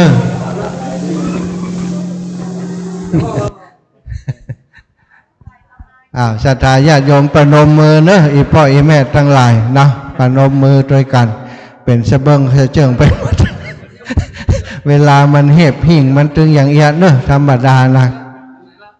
ต่างคนต่างรอกันกล่าวคำบูชาพระรัตนตรัยอะระหังสัมมาสัมพุทโธภะคะวาพุทธังภะคะวันตังอภิวาเทมิสวากขาโตภะคะวะตาธัมโมธัมมังนะมัสสามิ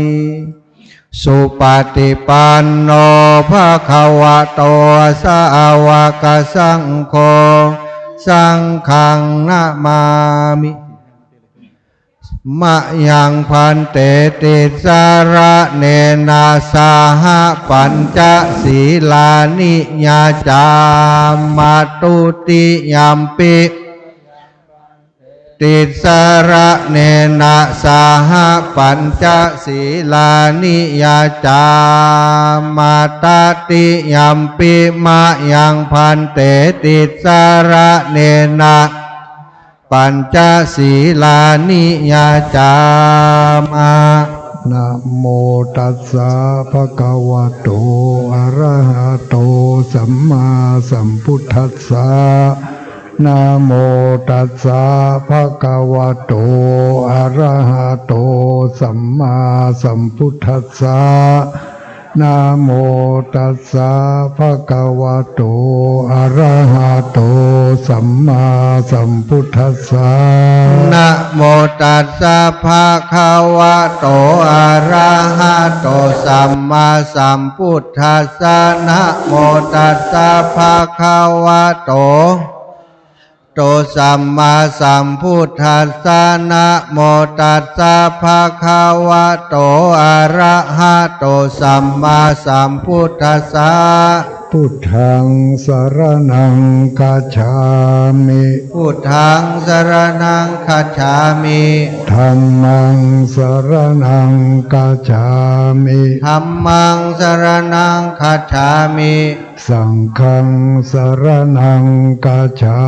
มิสังฆังสรณังคัจฉามิตุติยัมปิพุทธังสรณังคัจฉามิตุติยัมปิพุทธังสรณังคัจฉามิตุติยัมปิ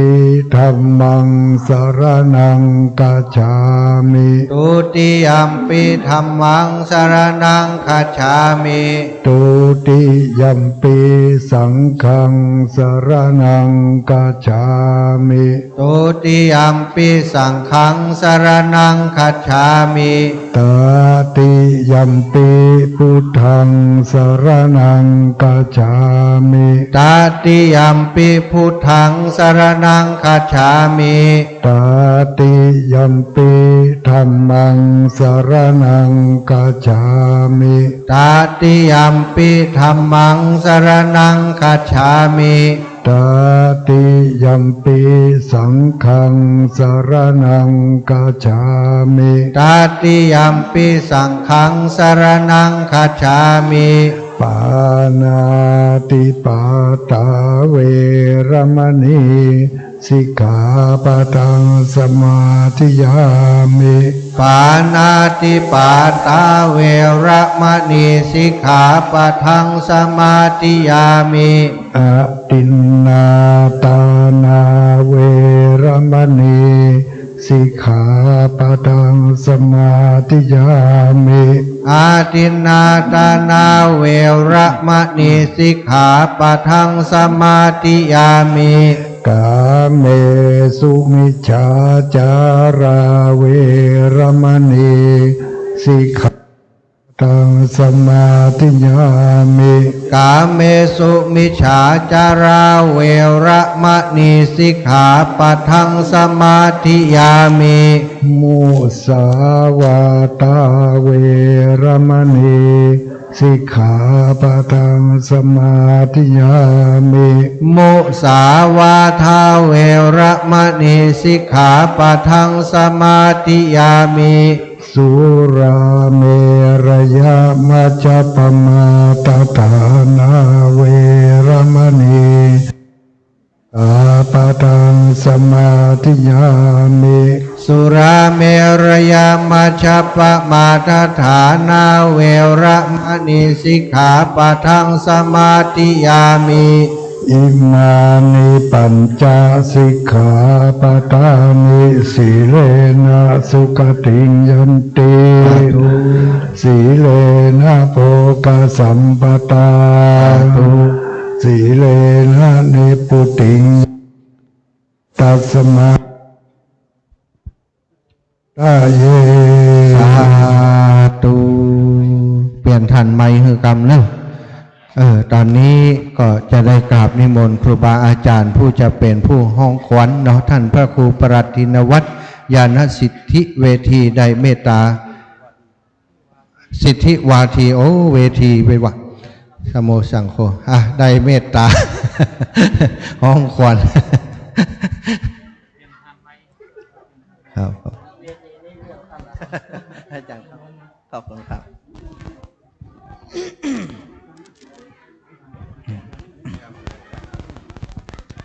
ต่อไปปนาคประพันธ์ปนาควีรพงศ์ได้ร่วมกันโยกขันใบสีนะ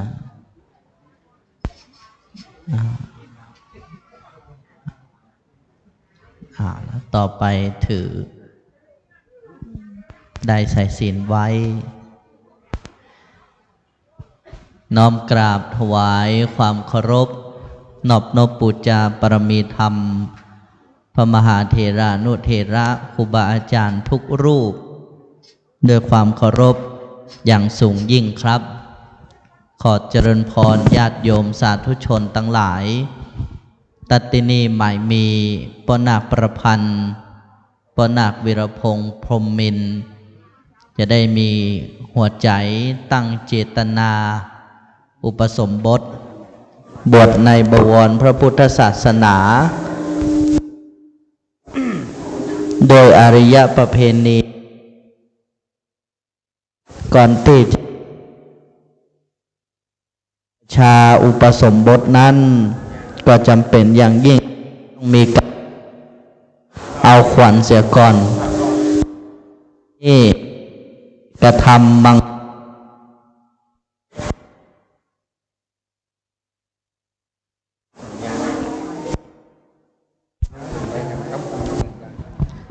บัดนี้จะได้กระทำมังครกรรมพิธีห้องเข้าเอาขวัญ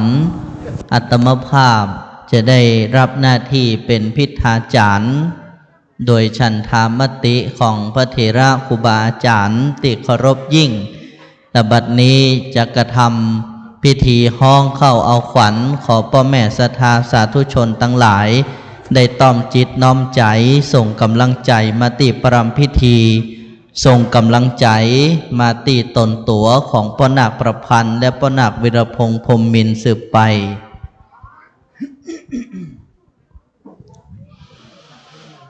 สา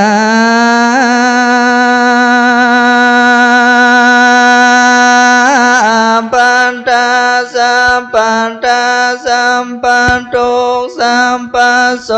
สัมปันโลกสัมปันภัยขอไปในด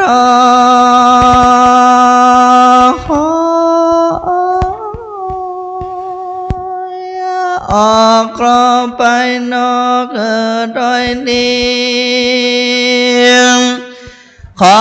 ลาวิแก่กาขอไปหลังอย่าได้มาทางครอไปหน้าอย่าได้มาติดครอมปามเพศเป็นต้นขอร้ายชอจากการขอหลายอันเป็นปัญนาลาสิ่งขโมยมิงกากายเกิดว่าจังไรติดแปดขอฟ้าแฝดติดตนขอกังวลนาลา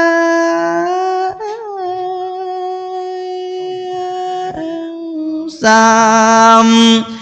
ขอไล่พรำหิงสาขอน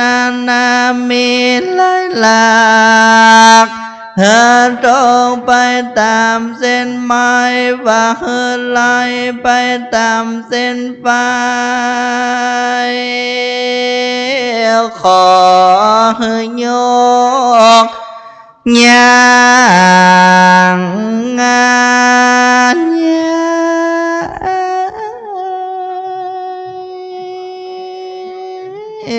เข้าสู่เมืองพีผู้การจังดาครองให้มันเนียมพอกาจังเตะคอเหือมันแลนโดยติบประมนเกวแก่นอาค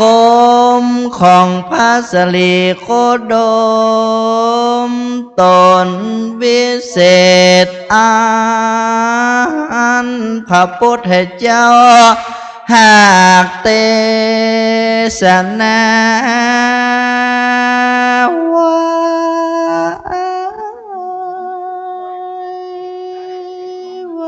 าสัมปะทุกขาสัมปะพัญญาสัมปะโลกาวินาศสันตุ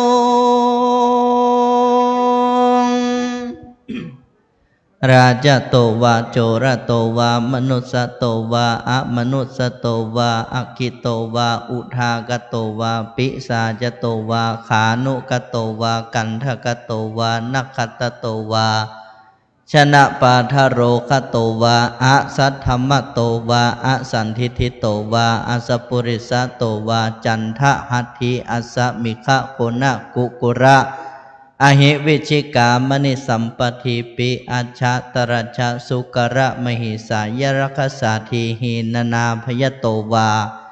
นานาโลคะโตวานานาอุปัฏฐวะโตวาอาลักขังคันหันโต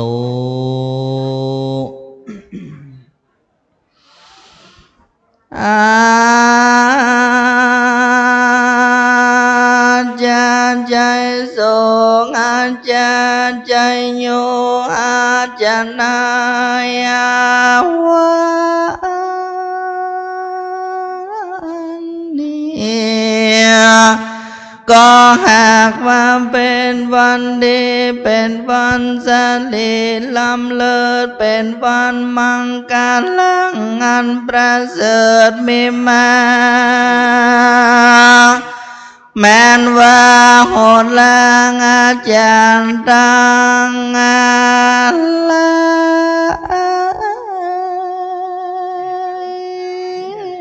ก็มาช่วยการลงฟ้าตีแสง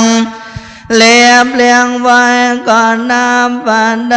เศษสี่ห้าหกสองไล่ย้ำกองเข้าใส่ก่อนซ้ำว่าเป็นวันดี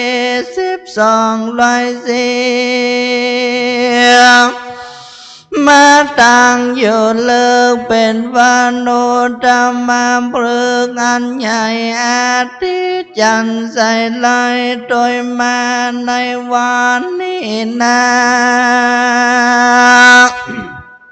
ก็สามว่าเป็นวันมหาลาภาใจเรื่องโลดเป็นวันโนธรรมโจลงงานเลย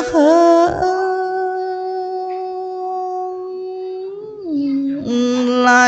มาเป็นวันเปลี่ยนใจยำปอดจันลอดจากพยาปนจากโลกาพยานเปลี่ยนเตงอุบาทก็มาคลายนิไก่วันเมงก็มาหมดสายวันตายก็มาหมดปอดวันนี้เป็นยอดพญาวานมาเป็นวันสลีใจญาโจ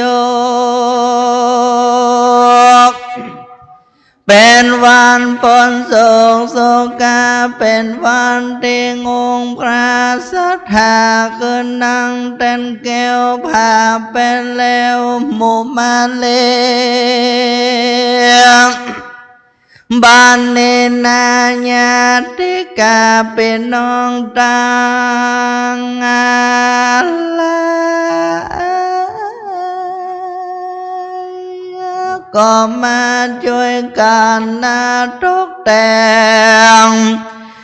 อย่างใบสีงามแต่เราปอตาใส่ปูผามาแลดวงดอกไม้เพื่อจังการทำมังการกรรมพิธีมงค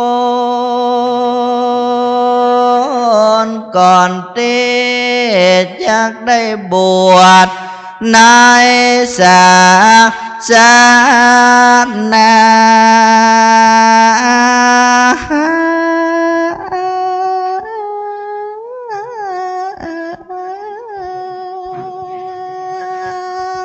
ก็จังได้เรียกร้องเอาอย่าง32 ควันแห่งเจ้าก่อนที่จะได้ลองเรียก32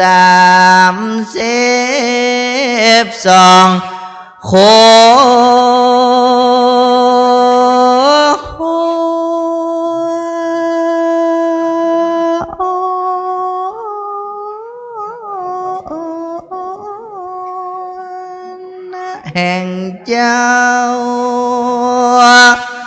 ก็จังได้กล่าวประวัติที่กำเนิดยามเมื่อเกิดเป็นคนมาแม้ก็มีลมกำมาสวัสดิ์เดินเตียวลมมาก็มาเบ็ดเป็นเกล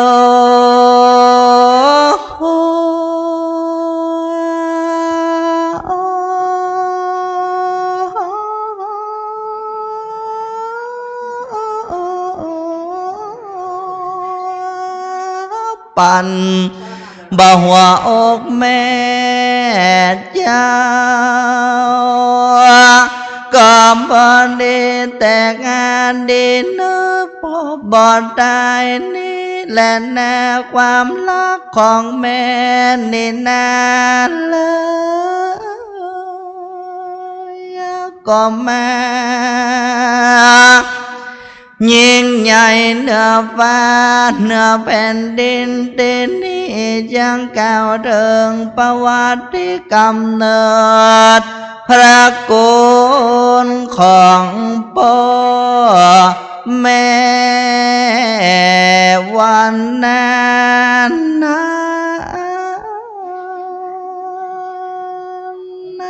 แลนา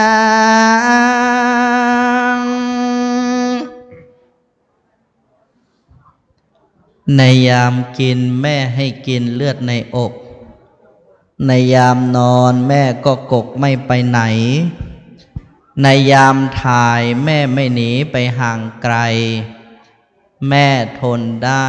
ทุกอย่างไม่หมางเมินพ่อกับแม่มีแต่จะแก่เท่า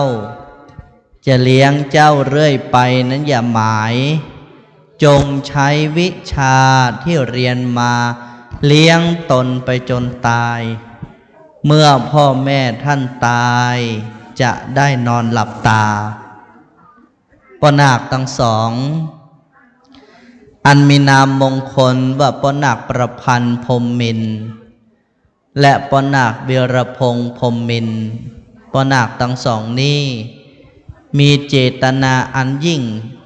จักถือบรรพชาครองผ้ากาสาวพัสอันเป็นประดุจดังธงชัยแห่งพระอรหันต์ถือเป็นลูกขององค์สมเด็จพระพิชิตมารอรหันตสัมมาสัมพุทธเจ้าในส่วนนี้ก็ต้องขออนุโมทนาอย่างยิ่งแต่ทั้งนี้ด้วยรีดลอยล้านนาโบราณเฮาแต่เก่าก่อนเมื่อจะบวชเนนจะบวชพระ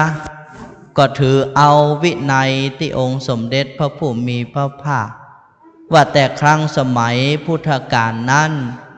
องค์สมเด็จพระผู้มีพระภาคเสด็จกลับสู่เมืองกบิลพัสดุ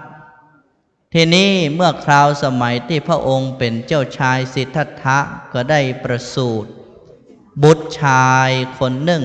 ชื่อว่าพระราหุลพระราหุลนี่ถูกพระนางผู้เป็นแม่แม่เลี้ยงก็บอกว่าราหุลบัดนี้ป่อของเธอนั้นมาสู่พระราชวังก็จงไปขอสมบัติจากป่อเสียเพื่อป่อจะมีอย่างฮื้อได้ยินแม่เลี้ยงบอกอย่างอันพระราหุลก็เข้ามาสู่อ้อมอกขององค์สมเด็จพระผู้มีพระภาคในฐานะเป็นป่อบอกว่าป่อขอราชสมบัติของพระองค์เสียทัดนั้นองค์สมเด็จพระผู้มีพระภาคก็แสดงธรรมแก่ลูกบอกว่าสมบัติในโลกนี้บ่มีอะไรอย่างเยี่ยมยอดยิ่งกว่าอริยทรัพย์เพราะฉะนั้นสมบัติที่ป่อจะฮื้อนี้ก็คงจะเป็นผ้ากาสาวพัสอันเป็นธงชัยแห่งพระอรหันต์เป็นธงชัยของการปราบมารปราบกิเลสทีนี้ก็บวชให้พระราหุลจนเรียบร้อยพระเจ้าสุโธทนะหูดังอั้นก็บัตันเสร็จแล้วลูกตึงคนหนึ่งก็หนีไปบวชพระราหุลพอจะเอาสืบเจื้อราชวงศ์ก็ไปบวชแหมทีนี้ก็เลยขอพระผู้มีพระภาคว่าถ้าใครก็ตามที่จะเข้าสู่ร่มผ้ากาสาวพัสขอให้บอกป่อบอกแม่ก่อนเพื่อได้รับการอนุญาตจากป่อจากแม่ก่อนทีนี้จึงเป็นธรรมเนียมแต่นั้นเป็นต้นมาว่าการจะบวชนั้นจะต้องขออนุญาตป่อกับแม่และในระหว่างที่ขออนุญาตนั้นก็ยังจะมีพิธีในการระลึกทบทวนถึงพระคุณของป่อกับแม่ตัวอย่างการห้องเข้าเอาขวัญ นี้มีมาแต่ไทยบอกว่าภาคไหนภาคเหนือภาคใต้อีสานภาคกลางก็มีกันเสี่ยงบ้านเฮาเองก็มีประเพณีการห้องขวัญ ที่จริงการจะเรียกร้องขวัญการพรรณนาพระคุณของแม่แบบล้านนาเฮานี้ก็มีแบบโวหารแต่วันนี้ญาติโยมมากันคับคั่งท่วนทั่วเดินทางมาจากทุกสารทิศทั้งเหนือใต้ออกตกเพราะฉะนั้นละอ่อนเยาวชนก็มีวัยกลางคนก็มีผู้สูงอายุก็มีการจะไล่พระคุณของแม่เป็นโวหารนั้นผู้สูงอายุอาจจะหู้ความแต่บรรดาลูกเล็กเด็กแดงตลอดจนถึงละเอกละอ่อนที่อยู่ในระแวกที่มาร่วมงานวันนี้เขาจะฟังบ่ฮู้เรื่องจึงกราบขอโอกาสพระเถรานุเถระตลอดจนถึงขอโอกาสญาติโยมที่จะได้พร่ำพรรณนาพระคุณของพ่อแม่โดยสังเขปเป็นแบบโวหารพิธีอย่างอันจะอู้ไปเพื่อมันสะดวกหูคือฟังแล้วก็เกิดความเข้าใจอย่างนี้เป็นต้นเมื่อพรรณนาถึงพระคุณของพ่อกับแม่แล้วพ่อแม่ถึงแม้จะเป็นกรรมสั้นๆพยางค์เดียวแต่พ่อนาคทั้งสองก็ทราบดีว่าพระคุณของท่านนั้นมากล้นสุดที่จะพร่ำพรรณนาให้หมดเสียงไปได้เปิ้นบอกว่าพ่อเป็นผู้ให้กำเนิดแม่นั้นได้ให้กำเนิดเฮาเป็นคนมาพระคุณของพ่อกับแม่นั้นโบราณตีไว้ว่าคุณพ่อ21คุณแม่12ในธาตุร่างกายทั้ง4ที่ประกอบกันเป็นสังขารนี้ก็ได้มาจากพ่อกับแม่โดยทั้งสิ้นการอันพ่อนาคทั้งสองจะเข้าสู่ร่มผ้ากาสาวพัสก็พึงควรพิจารณาและลึกถึงพระคุณของพ่อกับแม่ไว้ให้จงดีเพราะจักเป็นพระอานิสงส์กำจูแก่ตนตัวพ่อนาคทั้งสองบัดนี้อายุถึง55 ปีจะว่าไปแล้วก็ไม่ใช่วัยน้อยๆกลางคู่กลางคนมานี่แล้วย่อมจะรู้ดีว่าพระคุณของพ่อแม่นั้นเป็นเช่นใดเพราะพ่อนาคทั้งสองเองก็คงจะทราบว่าการมีบุตรมีลูกมีครอบครัวนั้นมันเป็นอย่างไรคนที่บ่เคยมีครอบครัวมันก็อาจจะกึดบ่ได้เตื้อถ้าจะกล่าวไปแล้วในครั้งสมัยพุทธกาลก็ปรากฏว่าพระเจ้าอาชาติศัตรูนี้ไปคบคนบดีนั่นก็คือพระเทวทัตผู้มีความอหังการจองหองหมายจะเอาตัวนั้นเทียบกับองค์สมเด็จพระผู้มีพระภาคด้วยเหตุนี้เองเมื่อไปคบพระเทวทัตพระเทวทัตก็ยุแยงตะแคงรั่วว่าพระเจ้าอาชาติศัตรูป่อท่านนี่ก็เท่าแก่มามากแล้วบัดนี้ถึงการเวลาถ้าจะรอป่อของท่านสิ้นพระชนเหียทรัพย์สมบัติทั้งปวงท่านก็จะเสวยในยามเท่ามันบ่ตันได้ใจงานเพราะฉะนั้นท่านจงปราบดาพิเศษเอาเสียจงเอาป่อท่านไปขังไว้เสียทำการทรมานให้ถึงแก่ชีวิตท่านนั้นจะได้ขึ้นครองเป็นเจ้าผู้ครองเมืองต่อไปพระเจ้าอาชาติศัตรูฟังก็เกิดความลุ่มหลงโดยบัดได้แยกแยะด้วยสติปัญญาก็ยับพระเจ้าพิมพิสารนี้ไปขังไว้ในคอกทำการทรมานต่างๆนานามาจนถึงวันหนึ่งเสนาอมาตย์ก็มาทูลถวายดีกาต่อพระเจ้าอาชาติศัตรูผู้อยู่ในท้องพระโรงว่าบัดนี้ข้าพระพุทธเจ้ามีเรื่องอยู่2 เรื่องพระพุทธเจ้าข้าเรื่องหนึ่งเป็นเรื่องดีเรื่องหนึ่งเป็นเรื่องบ่ค่อยดีสักเท่าใดพระองค์จะทรงฟังเรื่องไหนก่อนพระเจ้าอาชาติศัตรูฟังเสนาอมาตย์กล่าวทูลศาลอย่างนั้นก็บอกไปว่าวันนี้สีจะเป็นวันดีเฮาจะฟังเรื่องดีก่อนก็แล้วกันเรื่องร้ายก็เอาไว้ทีหลังเรื่องดีก็คือบัดนี้พระมเหสีพระชายาเจ้าได้ถึงแก่การประสูติครรภ์บัดนี้พระองค์ได้มีบุตรแล้วพระพุทธเจ้าข้าท่านทั้งหลายทราบหรือไม่ว่าน้ำตาของความเป็นป่อมันหลั่งไหลออกมาว่าโอ้บัดนี้เฮาได้เป็นป่อคนแล้วบัดนี้เฮาได้เป็นป่อคนแล้วไผบ่ถึงจุดนี้มันก็ต้องบัดทราบถึงอารมณ์เพราะนั้นลูกทั้งหลายทั้งปวงที่ยังบ่ฮู้กุลพ่อแม่ส่วนใหญ่ก็เพราะว่าตัวเก่ายังบ่เคยมีลูกเตื้อคนที่มีลูกแล้วย่อมรู้ว่าหัวจิตหัวใจทั้งหมดนี้มันพร้อมจะยกให้ทั้งสิ้นพระเจ้าอาชาติศัตรูก็เกิดปีติยินดีด้วยตัวเก่านั้นบัดนี้ได้ มีบุตรแล้วมีผู้สืบทอดพระสันตติวงศ์เพราะฉะนั้นก็เป็นความสุขโสมนัสยินดีอย่างยิ่งเอาละบัดนี้เฮาฟังกันเรื่องดีแล้วเรื่องบดีหรอกระใจรีบบอกมาเพราะเฮาจะฟังไปหาลูก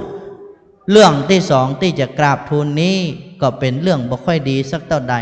โดยเหตุว่าบัดนี้พระเจ้าพิมพิสารผู้เป็นพระราชบิดาของพระองค์นั้น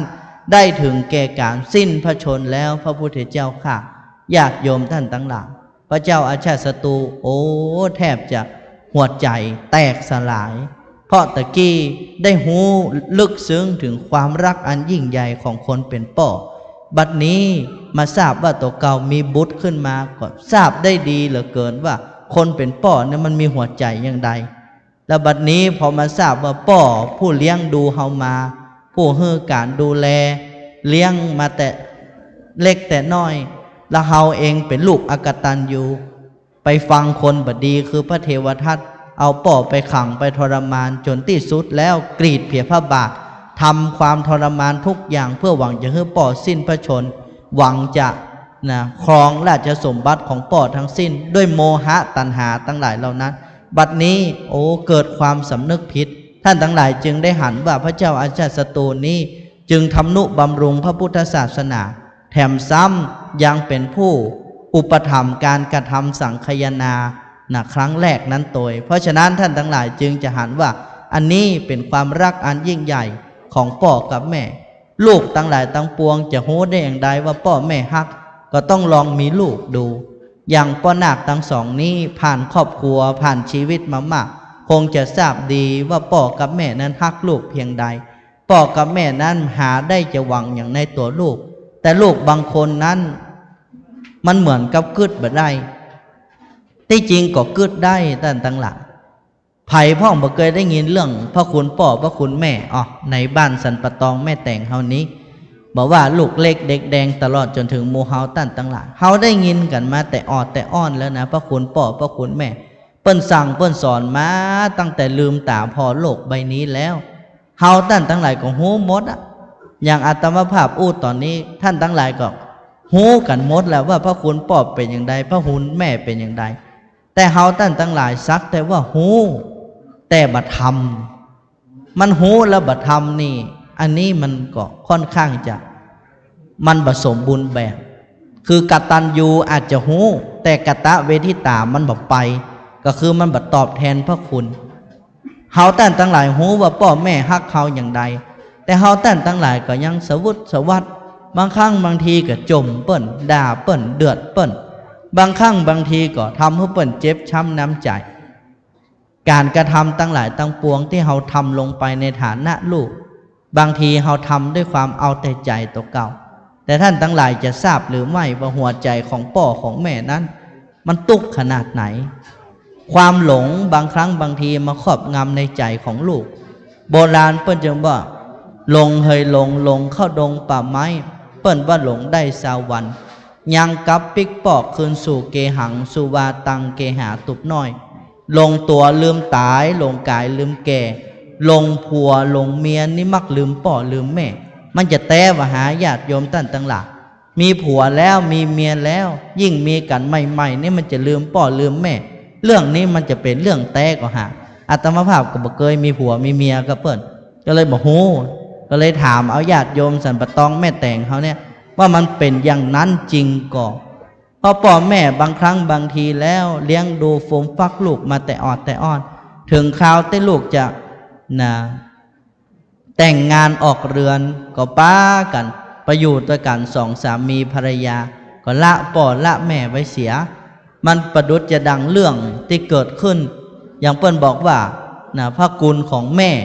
เปิ้นเล่าไว้ในญาติโยมท่านทั้งหลายเปิ้นว่ามีครอบครัวอยู่ครอบครัวหนึ่งแม่ก็ฮักลูกแล้วขนาดลูกในเป็นพ่อใจพ่อมันก็ตายละไว้ตั้งแต่น้อยแม่ก็เป็นทั้งพ่อเป็นทั้งแม่คอยฟูมฟักเลี้ยงดูมาส่งห้ำส่งเฮียน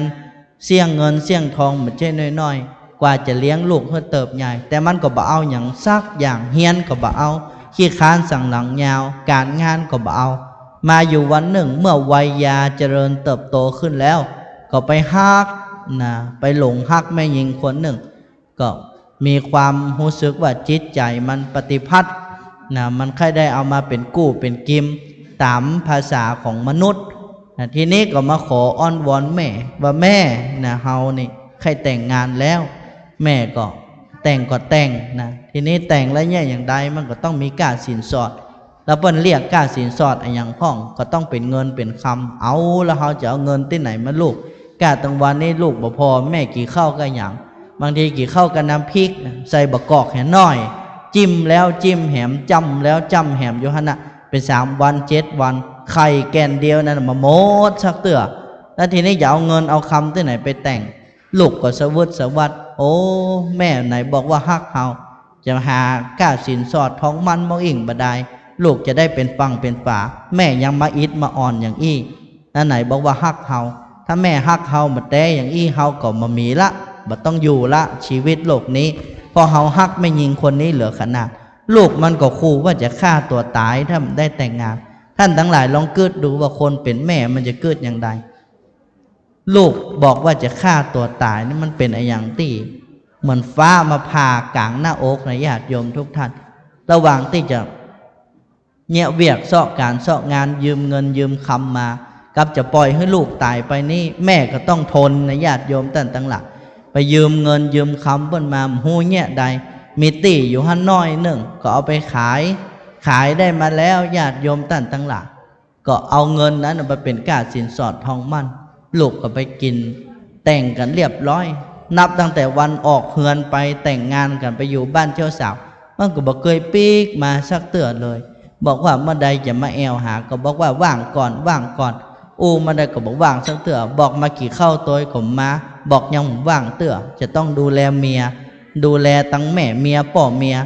ส่วนแม่มันก็บ่สนใจอย่างสักอย่างญาติโยมท่านทั้งหลายการเวลาล่วงเลยไปแม่หูว่าตัวเก่านี่สุขภาพบ่ค่อยดีไปตรวจสุขภาพที่อนามัยก็บอกว่าเข้าโรงยาใหญ่เตอะหูสึกว่ามันจะเป็นโรคใหญ่เหมือนกันหูมันเป็นอะไรอย่างไปตรวจดูญาติโยมท่านทั้งหลายก็ทราบว่าเป็นมะเร็งต่อมน้ำเหลืองมันจะต้องใจเงินใจคำนักแย่อย่างใดดีเงินคำก็บ่มีตีก็ไปขายแต่งงานลูกไปเสร็จแล้วสุดท้ายก็บากหน้าเข้าไปยืมเงินลูกญาติโยมท่านทั้งหลายไปโกดกิ่งโกดออดหน้าบ้านเมียมันก็อยู่กับเมียมาฮะนะมันหันแม่มันมาหนังอันก็ตะเพิดในญาติโยมท่านทั้งหลายโอ้แม่มาอย่างพ่อแต่งตัวซ้อมซ้อก็เดี๋ยวพ่อเมียแม่เมียหันไปแย่งใดนะไปอย่าดูถูกดูแคลนเอาแล้วลูกจะอยู่อย่างใดในบ้านของเปิ้นนี้เดี๋ยวปิกไปก่อนฟังว่าเตื้อแล้วก็เอาเบอร์โทรศัพท์อย่างต่างๆให้กับแม่ก็จำเป็นจะได้ปิกมาเงินที่ว่าจะยืมก็ยังตันได้อู้เตื้อกาลเวลาล่วงเลยไปได้3 วัน7 วันก็รู้สึกว่ามันสมนักแก่ก็ตัดสินใจแหมกำหนึ่งไปหาลูกโทรหลายครั้งแล้วก็บ่ฮับซักเตื้อสุดท้ายก็บากหน้าไปโกดกิ่งที่หน้าประตูแหมลูกก็ออกมานี่อย่างประเดี๋ยวนี้นี่มานี่อย่างปล้ำปเหลือแม่บอกให้สบายลูกเขยหมอบอกว่ามันจะต้องใจเงินนักนะแม่ก็บัดจ้างจะไปยืมที่อื่นแม่ก็มีลูกอยู่คนเดียวนี้แม่ก็ขอมาเปิ่งลูกสักน้อยนะแม่จะขอยืมสตางค์ลูกนะมันนักหรอกก็สัก10,000เนี่ยลูกเขยแม่จะไปหายุกหายา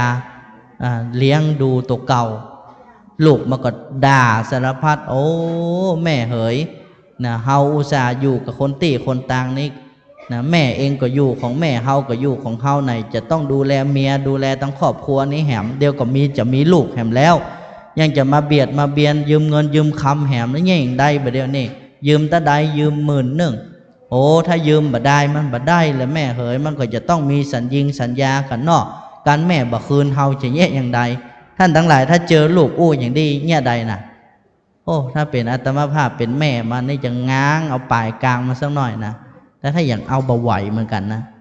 ถ้าลูกเฮาว่าเฮาอย่างอี้นี่ก็น่าจะเอาเงินเอาคำแต่ยังต้องมาแบ่งสัญญาต่อกันแม่มันก็ดักใจไว้นะว่าบ่กึดอย่างนั้นลูกมันถึงอย่าอู้เล่นบ่ได้ที่ไหนได้บ่เล่นสักกรรมเอาปากกามาเขียนขีดหั่นเขียนนี่เอ้าแม่เซ็นตรงนี้เหียอ่านไว้เนอะแม่ก็อ่านหนังสือบ่ออกพิมพ์ก็พิมพ์บ่ได้เขียนก็เขียนบ่ได้เอาเนี่ยได้แล้วเดี๋ยวนี้แม่เขียนหนังสือบ่จ้างลูกก็ต้องหู เด็ดใบบะปังมาญาติโยมตั้งหน่วยบะปังเม็ดม่วงๆฮะนะเอามาจ้ำใส่มือแม่มันแล้วเอาตาประทับเอาหัวแม่มือเนี่ยกดใส่กระดาษโอ้สีม่วงนี่มันสีแตงใจแตะๆนะเกิดบะฝันว่าลูกจะแย่อย่างอี้กับแม่อั้นปลำปเหลือเงินมองอิ่งบดาที่สุดแล้วญาติโยมท่านทั้งหลายเมื่อแม่ได้เงินก้อนนี้ไปก็ไปเยียวยารักษาตัวเก่าแต่มันจะไปกุ้มอะไรยังก็ฟังเอาแหละมะเร็งต่อมน้ำเหลืองอีกแล้วมันแย่ๆได้มันก็สุดท้ายก็ไปแจ้งแย่ได้ไปห้องยาก็ต้องมีแห้งมีเลี้ยวอย่างซักอย่างแล้วนอนสมอยู่ที่บ้านเมื่อถึงการเวลาตามสัญญาที่เขียนไว้ว่าจะคืนเงินเต้าอันเต้าอี้ดอกเบี้ยอย่างอันอย่างอี้ถ้ามันมีคืนบ้านทั้งหมดก็จะต้องรีบเรือนทั้งหมดส่วนแม่จะไปอยู่ที่ไหนก็ไปที่ดินนี่ก็จะเป็นของลูกของเมียไปเหียทีนี้ลูกก็ไปที่บ้านแม่บอกแม่มามีลูกเคยลูกยังบ่พอชีวิตแม่ตอนนี้โทรมขนาดไหนลูกยังบ่พอเอาบ่หัวนะเฮาได้สัญญากันแล้วกับพ่อใบนี่กันเนี่ยแม่เอาหัวแม่มือจำแล้วแม่จำมาได้กาแม่จะมาอ้างหันอ้างนี่ได้อย่างใดก็บ่จ้างแย่อย่างใดสุดท้ายลูกมันถูกยุ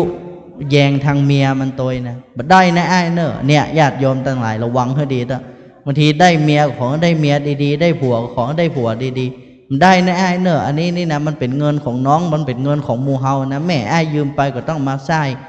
เนี่ยถ้ามันมีคืนก็ต้องเอาตีมาได้ต้องเอาถึงที่สุดนะ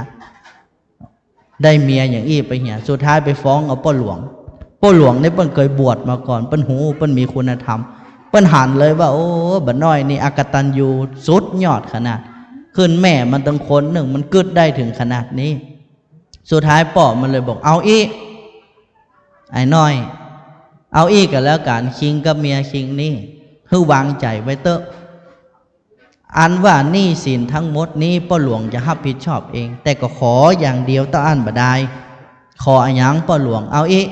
นะนอกจากจะใช้แล้วบ่ปอยังจะมีดอกเบี้ยที่เท่าทวีคูณแต่มึงก็ต้องแยะให้ได้เนอะแยะอย่างใดก็ไปเอานะถุงเป้งมาถุงเป้งถุงแม่กานะญาติโยมทั้งหลายใครเป็นแม่กาในโหดีมันจะมัดไว้ที่เอวเอาสตางค์ใส่ฮะเอาถุงเป้งมามัดไว้นะตลอดระยะเวลานี้แต่ละวันนั้นคือเอาก้อนหินเนี่ยหยอดลงไปในถุงเป้งแล้วห้ามเอาออกเด็ดขาดถ้ามึงทำได้พ้น7 วันนี้ทั้งเงินต้นเงินดอกที่จะให้มาเอาที่ป้าหลวงมึงได้เลยมึงต้องไปเอาที่แม่มึงด้วยความละโมบโลภมากของเมียผัวญาติโยมต่างหลายโอ้ไอ้เอาเลยไอ้เอาเลยเงิน10,000เนี่ยเขาจะได้แถมเท่าทวีคูณว่าเป็น7-8 หมื่นเพราะเนอะคำนี้นะจะมาเอาที่ป้าหลวงคะแนนไอ้ทำให้ได้กันแล้วกันวันแรกมันก็ชิวๆสบายมามีอย่างวันต่อไปเข้ามาวันที่4เข้ามาวันที่5มันบ่ไหวท่านทั้งหลายเพราะก้อนหินเนี่ยมันวางอยู่ที่หน้าต้องทีนี้เปิ้นห้ามปลดอ่ะเมื่อคืนเมื่อวันจะลุกไปเบาจะลุกไปนักจะไปเข้าห้องน้ำจะอาบน้ำก็ห้ามถอดมันตุกญาติโยมทั้งหลายนะยามจะตะแคงนอนก็นอนหมาม่วนยามจะหงายนอนก็นอนหมาม่วนมันตุกเอาเข้าผัวเริ่มบดีนะถ่ายเป็นเลือดเอาไอ้อย่างมันถ้าอย่านักแอวล้ำไปนะสุดท้ายมันมาถึง7 วันสักกรรมก็ต้องไปขอบอกป้าหลวงว่าบ่ไหวแล้วป้าหลวงเฮ้ยบ่ไหวแล้วโอ้มันจะตายแล้วเหมือนเดียวนี้นี่นะมันหนักล้ำป้าหลวงยังพอเนี่ยมันจะไปครบ7 วันได้อย่างไรเมียมันก็ยังซุยแหมนะเอาให้มันได้เมียมันจะฮักอย่างแม่แล้วเนาะมันก็แค่ได้เงินนะกะป้าหลวงก็เลยถือโอกาสสอนไอ้น้อยคิงหันล่ะเนี่ยแม่คิงอุ้มคิงมาเนี่ย9 เดือน10 เดือนบัดจมซากกรรมนะมีแต่ฟูมฟากนึกถึงวันติดมึงจะกำเนิดเกิดมาเป็นคนมึงก็โหอยู่มึงกำพร้าป่อมาแต่น้อยแม่มึงก็เป็นตั้งป่อเป็นตั้งแม่ดูแลเอาใจใส่แห่กู้สิ่งกู้อย่างบัดนี้มึงก็โหแม่มึงป่วยไม่สบายเงินบอก10,000มันจะได้อะไรยังแม่มึงเป็นอย่างใดแล้วโหมเดี๋ยวนี่นอนสมอยู่นะได้ยินว่าเป็นมะเร็งมึงเคยไปพอไปใจพ่องก่อมัวก็เกิดจะเอาเงินกับแม่มัวก็เกิดสัญญาอันนั้นสัญญาอันนี้จะมาข่มเหงรังแกแม่ตัวเก่าอันนี้ไม่ใช่เรื่องนี่เรียกว่าคนอกตัญญูแล้วมึงจะไปได้ดิบได้ดีตั้งหน้าได้อย่างใดอีน้อยเมียมันก็เหมือนกันมึงก็จำไว้จะไปเป็นคนละโมบโลภมากอันปลำเปลือหูกุนป่อหูกุนแม่ไว้ ด้วยเหตุนี้เองพ่อหลวงก็สอนญาติโยมทั้งหลาย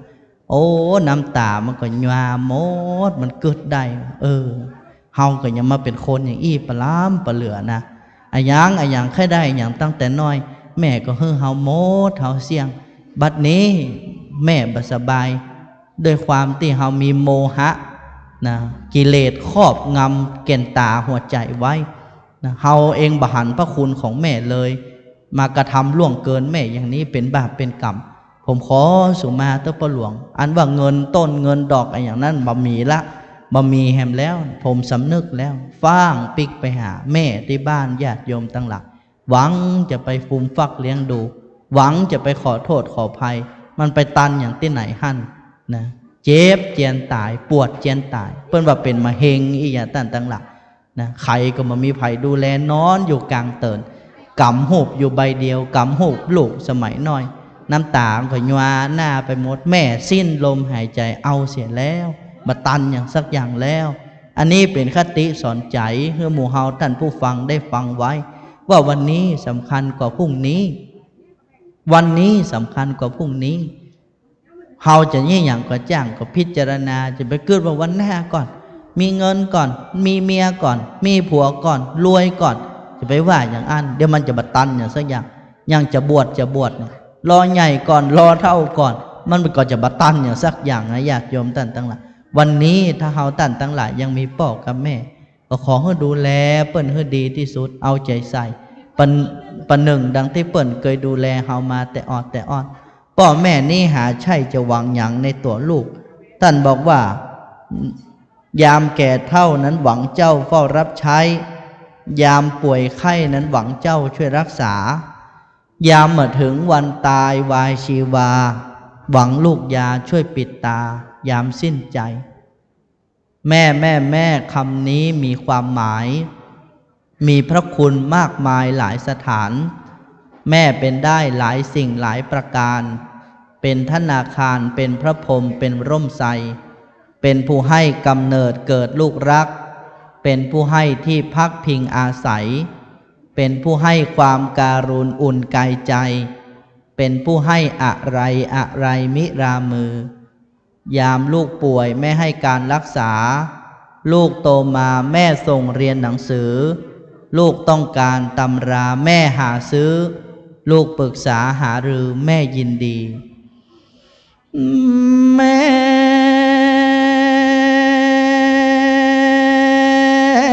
ก็เอาเจ้ามานอนในโอ้กวายโยกงาโย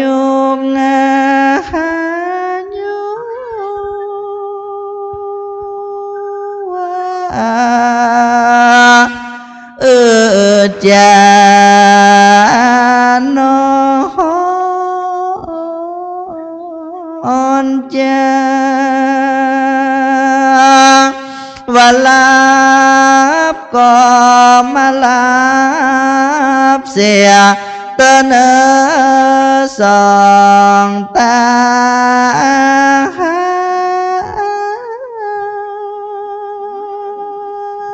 วานอนก็มานอนเสียเตนกิ้วสติ่งติ้วก้อนกิ้วเลือดหัวใจแม่ลับไปเจ้าจะไปให้อ้อนแม่จากกวายโอแก้วกาบมาสอนว่าจะ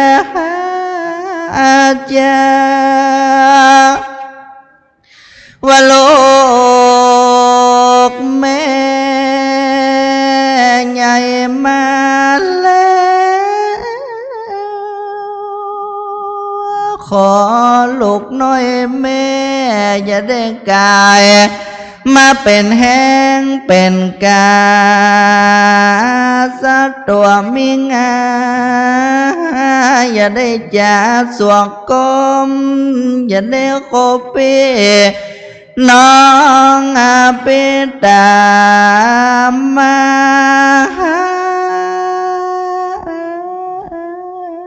อันเดวันนั้นเลนาบันนี้นาญาเด็กกาดังลาก็มาช่วยกันลงฟ้าเตะแสง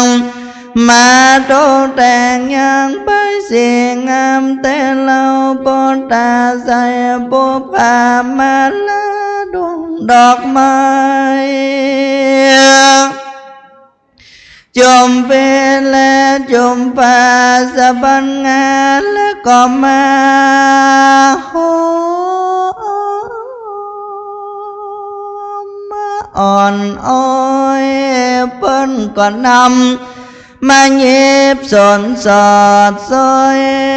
ตามดูห่วงลายแม่ตั้งดอกหลากและดอกกุหลาบงามสะอาดโปรดตามมาเลลาหอม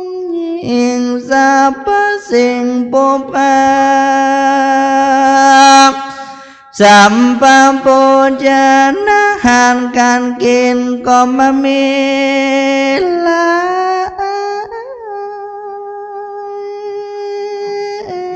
ลาเจนป่ามากนำมาเพื่อจังมาเลียกลอง32ควานพันนาคแก้วว่ามา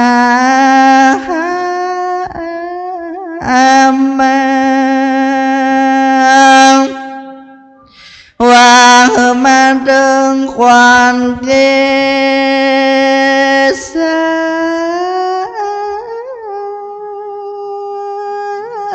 ว่า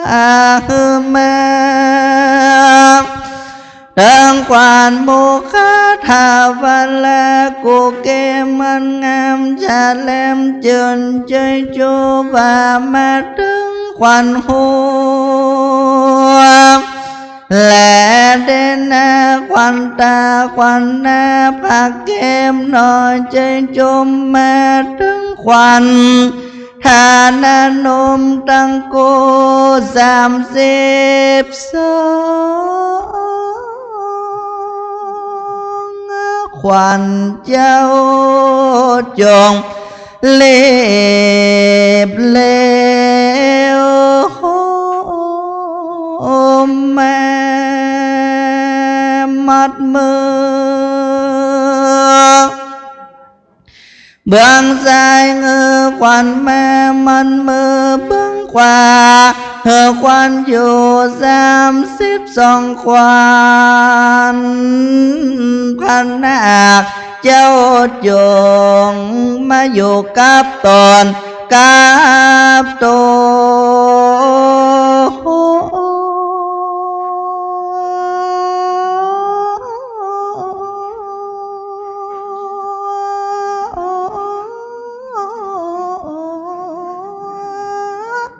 ขอ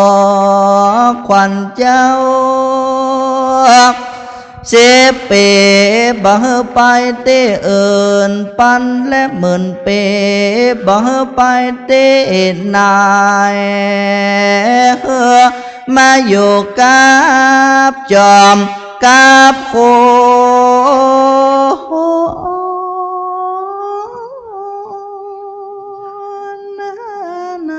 จงจังมีแดงเตเลียใจญาตุภาวังใจญามังกลังใจ ยะโสเทภวันตุ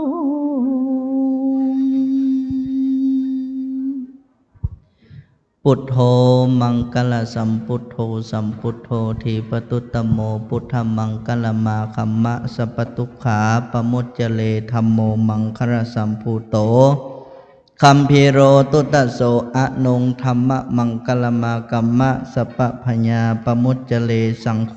มังคลสัมพุโตทักขินายโย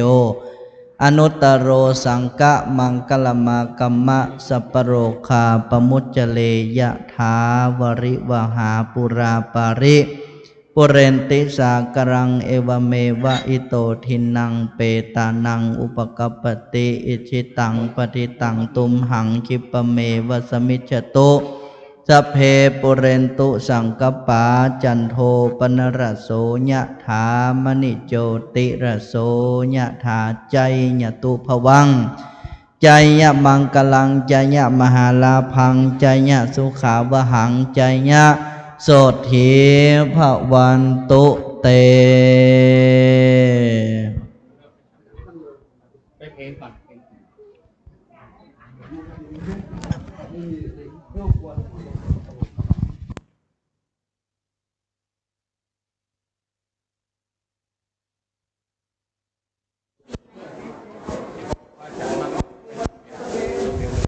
ขอนิมนต์ครูบาอาจารย์นะครับเนี่ยได้มาผูกข้อไม้ข้อมือท่านหน้ากับวิสานิมนต์นะครับอาจารย์พระครูสมวิสุทธิ์วัดวรกิจโจแล้วก็ท่านอาจารย์พระครูจรทังพิทักษ์นะครับเนี่ยทุกตนแล้วนะครับแล้วก็ดาเพนไว้เลยเนี่ยเลินสิไปนั่นไปยังนิมนต์นะครับทุกตนทุกองนะครับโดยเมตตาธรรมนิมนต์เจริญพรพี่นานเอาสักคำครับกราบนมัสการท่านพระอาจารย์ทุกรูปนะครับขอสวัสดีพ่อแม่ทุกท่านนะครับผมพี่นานวุฒิชาติคำปันนะครับนักจัดรายการสถานีวิทยุ FM 96 วัดพระธาตุดอยสุเทพนะครับวันนี้เป็นโอกาสดีที่มีโอกาสได้มาพบปะพ่อแม่บ้านเนี่ยก็มืดกายกะ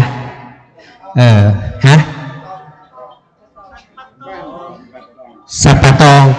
บ้านสัตปะตองเข้าทางบ้านมืดกายเนาะผมก็มาเตื้อแรก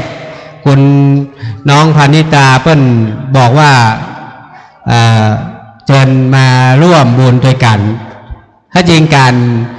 บรรพชาสมรสในครั้งนี้พี่นานวิชาติเป็นคนตั้งต้นตั้งแต่แรกเพราะว่าหลวงพ่อพระธรรมเสนาบดีมอบหมายพระครูเสิร์ชประสานมาที่พี่นานได้ประกาศประชาสัมพันธ์จวนคนไปบวชได้ทั้งหมด7 คนพระหิมต่ายหิมยังได้7 คนเจ้าภาพมี21เจ้าภาพผ้าไตร22 ไตรเต็มรถผมฮะสตางค์จะเอาไปถวายค่าอาหาร8 วันที่ดอยสุเทพแห่ง16,800 บาทจะเอาไปขึ้นจานวันเนี้ยเป็นธุระวิ่งไปวิ่งมาไปติดต่อประสานเรื่องการขอใบอนุญาตบวชล่นขึ้นล่องครับขึ้นห้วยลงดอยล่นอยู่คนเดียวจนมาถึงวันเนี้ยเพราะว่านัดหมายว่าวันนี้จะฮื้อหมู่ที่จะไปบวชเนี่ยไปโกนหัวและนุ่งขาวบวชหน้าจากนั้นแล้ว3 โมงเนี่ยผมนัดศรัทธาจะขึ้นไปมอบผ้าไตรแล้วก็มอบปัจจัยถวายให้หลวงพ่อนะครับทีนี้คุณน้องพานิตาบอกว่าโอ้ก็เป็นธุระแล้วก็อ้ายก็จะบวชน้องก็จะบวชเชิญพี่หนานมาที่บ้านชะกรรม วิ่งจากประแดดพวกนะในอำเภอเมืองพวกน่ะวิ่งมาที่นี่คนเฒ่าคนแก่ท่านผู้อาวุโสเชิญไปพัดมือให้กับป้านาคทั้ง2 ท่านนะครับเชิญเลยครับพ่อเชิญเลยครับเอาบุญเปล่าเอาบุญแม่เนอเอาบุญด้วยกันเชิญเลยครับผมก้อยๆเรียงกันเข้าไปเนอแล้วเดี๋ยวเราจะได้กินข้าวน้ำข้าวตอนนี้พระสงฆ์องค์ข้าเจ้ากำลังจะฉันพระทหารเพลเดี๋ยวพ่อแม่มั่นมือให้ป้านาคกันเนอแล้วเดี๋ยวเราจะได้กินข้าวน้ำข้าวกันวันนี้ก็ขอบคุณนะครับผมก็ถือว่าเป็นตัวแทนกันแล้วกันนะตัวแทนครอบครัวพรหมมินทร์นะก็เป็นพี่เป็นน้องกันนับถือกันนะครับนับถือเป็นพี่เป็นน้องกันก็ขอบคุณพ่อแม่ทุกท่านนะครับที่เมตตามาร่วมงานเจอนะครับใครจะไปผูกข้อไม้ข้อมือให้ป้านาคตอนนี้เลยนะครับเชิญได้เลยที่ด้านในนะครับ เข้ามาเลยนะป้อยแม่เนื้อฝ้ายเขามีเปลือกแม่ต้องเอาฝ้ายมาฝ้ายเขามีแล้วนะฮะเข้ามาได้เลยนะครับก้อยๆเข้ามาทีละท่านนะครับมาผูกข้อไม้ข้อมือให้ป้อนาคนะให้เปิ้ลได้มีกำลังอกกำลังใจอีป้อยแม่เฮาก็ได้บุญนะครับเพราะว่าเฮาได้มาร่วมนะครับเป็นส่วนหนึ่งของการเป็นเจ้าภาพนะครับในการที่จะได้บวชสวัสดีครับแม่ๆนะครับครับเชิญเลยครับเชิญเข้ามาทยอยเข้ามาเลยนะครับผูกข้อไม้ข้อมือฮือกับป้อนาคเนอมันในส่วนของเงินที่ให้ที่หอมก็จอมตู้แน่ก็ได้หรือบางท่านมาได้ทำเตื้อก็เอามามัดมือเซ็ตแล้วก็ลวดมอบฮือป้อนาคได้เลยนะครับอันนี้ก็เชิญชวนทุกท่านนะครับครับสวัสดีครับจำกะเอามันเมินเนาะจำมาให้ได้ครับขอบคุณครับขอสุมานิมนต์ครับท่านพระอาจารย์ตอนนี้นะครับก้อยแม่เชิญได้เลยนะครับตอนนี้เปิ้ลก็จะเฮกันไปก้อยแม่เฮาก็มามัดไม้มัดมือให้กับป้านาคทั้งสองท่านนะครับจากนั้นก็จะได้ร่วมกันกินข้าวน้ำข้าวตอนนะครับกินร่วมมาข้าวดอนไปกันนะครับวันนี้ขอบคุณนะครับอนุโมทนาบุญกับทุกท่านทุกคนนะครับที่ได้มาร่วมด้วยช่วยกันในวันนี้นะครับเจ้าภาพก็รู้สึกปลาบปลื้มนะครับยินดีตอนแรกว่าจะจัดงานเล็กๆนะเป็นมานะจะจัดงานเล็กๆเดี๋ยวจะมีลำลำขันดอกเจ้าฟ้อนขันดอกลำขันดอกฮะได้มาเลยเข้ามาเลยเตรียมตัวเลยเนอะเดี๋ยวป้อยแม่เปิ้นมัดมือให้กับป้อนาคเรียบร้อยก็เอามาลำได้เลยนะป้อยแม่เราจะได้กินข้าวน้ำข้าวตอนกันนะครับเนอะเชิญนะครับนางลำเตรียมตัวเลยนะลูกเนอะเตรียมตัวเลยเอาตรงเนี้ยเด้อเอาตรงหน้ากล้องนะลูกเนอะกล้องเปิ้นไลฟ์สดถ่ายทอดสดตรงนี้นะครับกระเดียวพอมันว่างปุ๊บเข้ามาซุดตรงนี้เลยเพราะกล้องมันถ่ายทอดอยู่เนาะเชิญชวนนะครับป้อยแม่ท่านใดที่ยังไม่ได้มัดมือป้อนาคเข้ามาเลยเนอเข้ามาเลยนะครับทยอยกันเข้ามาได้เลยนะครับเดี๋ยวรอสักกรรมรอให้เปิ้ลมัดมือเรียบร้อยเนาะ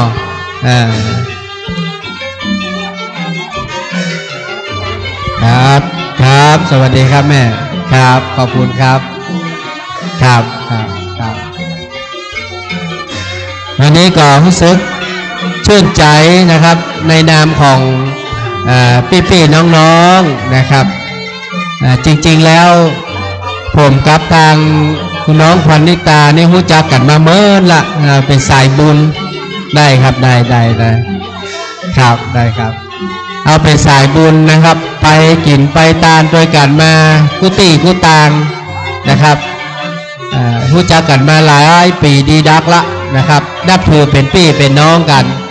วันนี้ก็ดีใจชื่นใจนะครับที่ได้เห็น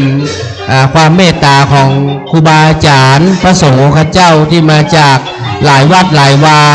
ตึงต่างอำเภอตึงต่างจังหวัดได้ยินน้องพรณิตาเปิ้นอู้ก็ปลื้มใจเปิ้นบอกว่าจะจัดงานเล็กๆมาได้นะเอาพี่เอาน้องมาโอ้ครูบาอาจารย์วัดนั้นวัดนี้ก็จะมานะท่านพระครูท่านพระผู้ใหญ่ก็จะมาก็เลยจะเป็นนะครับจากงานน้อยมันก็เลยกลายเป็นงานใหญ่ไปเหี่ยนะครับก็เพราะคุณน้องพรณิตานี้เปิ้ลเป็นคนที่ชอบกินชอบทานนะอายุมันนักก็จริงแต่ว่าเปิ้ลชอบกินชอบทานนะไปพัดไข่นะเพราะว่าไปกุตางเป็นถึงต้นบุญเป็นถึงสะพานบุญอย่างพี่นานี่ก็เหมือนกันตั้งแต่มาอยู่ที่สถานี96เนี่ยตั้งแต่อายุ30นะ30ต้นก็ปาศรัทธาไปกินไปตานกู้วัดกู้วานะครับเฮามีความสุขในการที่เฮาได้เป็นสะพานบุญเป็นต้นบุญให้กับพ่อแม่ศรัทธาเฮาเพื่อช่วยการรักษาพระพุทธศาสนาอย่างการบวชนี่เหมือนกันเนี่ยนะน้องบอกว่าโอ้อ้ายมาบวช ให้น้องบวชโดยนะได้ถึงอ้ายถึงน้องบวชพร้อมกันนะอันนี้ก็เป็นที่น่าชื่นอกชื่นใจเป็นบุญให้กับพ่อกับแม่นะครับเพราะว่าการที่ได้บวชลูกนี่โอ้มันบุญใหญ่บวชตึงเนนเป๊กตึงตู้นี่บุญใหญ่พ่อแม่ยิ่งทุกวันนี้นะ ถ้าท่านได้มาเป็นธุระนะประสานงานอย่างพี่หนานี่นะท่านจะรู้เลยว่านอกจากมีบุญแล้วยังมาปอเนอะต้องเป็นคนดีโดยคำว่าคนดีก็คืออย่างก็ครับคือต้องมีประวัติเสียนะหนีคดีอย่างเงี้ยนะติดคุกติดคอกมีประวัติแบบว่าอยู่ในระหว่างการประกันตัวก็อย่างไกลมาได้เลยนะเพิ่นมาฮื้อเลยนะเพิ่นต้องตรวจสอบประวัติอาชญากรเอาคนคุมเครื่องเสียงอยู่ที่ไหนครับก็จะขอเปิดเพลงให้กรรมน้องก็จะขอเปิดเพลงเพื่อจะลำเนาะขอมาประจำสแตนบายที่เครื่องเสียงกันนะครับเดี๋ยวเพื่อนจะมาป้อนมาแล้วเนาะเดี๋ยวอาภัยมีแปดได้มีอย่างแค่ที่ได้เหรอเปิดใน YouTube ไปเลยเนี่ยเพื่อนมาแล้วฮะเพื่อนมาให้ละไปเลยไปหาเพื่อนเลยเดี๋ยวให้เปิดให้ได้ก่อนประสานกันเลยประสานกับเพื่อนเลยได้ก่อนประสานหรือยังบอกเพื่อนเลยลูกจะเปิด YouTube เปิดจะได้ตอนนี้การมัดไม้มัดมือให้กับพ่อนาคทั้งสองท่านก็ยังบัดเสร็จสิ้นนะครับก็อีป้อยแม่ก็เจิญได้นะครับเอาให้มันเสร็จไปเป็นอย่างเดี๋ยวถ้าเปิ้นมัดมือแล้วเดี๋ยวก็ก้อยมาฟ้อนมาลำนะฮะเดี๋ยวรอสักกรรมนะครับรอสักกรรมแล้วก็หลังจากเสร็จภาระหน้าที่ทั้งหมดแล้วก็ตืดป้อนาคคือกินข้าวนักเพราะว่ามันจะบ่มีละข้าวแรงเนี่ยนะบวชแล้วกินข้าวแรงมาได้ละนะฉะนั้นกินได้แต่น้ำปานะนะครับฉะนั้นก็ตืดกันไปเยอะๆหน่อยไอ้ป้อยแม่ท่านใดที่ยังมาได้มัดไม้มัดมือเจิญเลยนะครับป้อมัดมือเป็นกำลังใจให้ลูกหลานนะครับเนาะก็เป็นบุญเป็นกุศลนะครับต้องขออนุโมทนาครับทุกท่านทุกคนนะที่เราได้มาร่วมกันวันนี้ถือว่าเป็นบุญใหญ่นะครับเหมือนกับเราได้มาบวชลูกบวชหลานนั่นแหละเนาะบวชลูกบวชหลานแล้วก็บางท่านก็บ่มีโอกาสได้ขึ้นไปบนดอยเพราะว่าจะบวชกันวันพรุ่งนี้เจ้านะครับที่วัดดอยสุเทพช่วงเจ้าจะบวชเนนพอขวายมาก็จะเป๊กตุนะครับ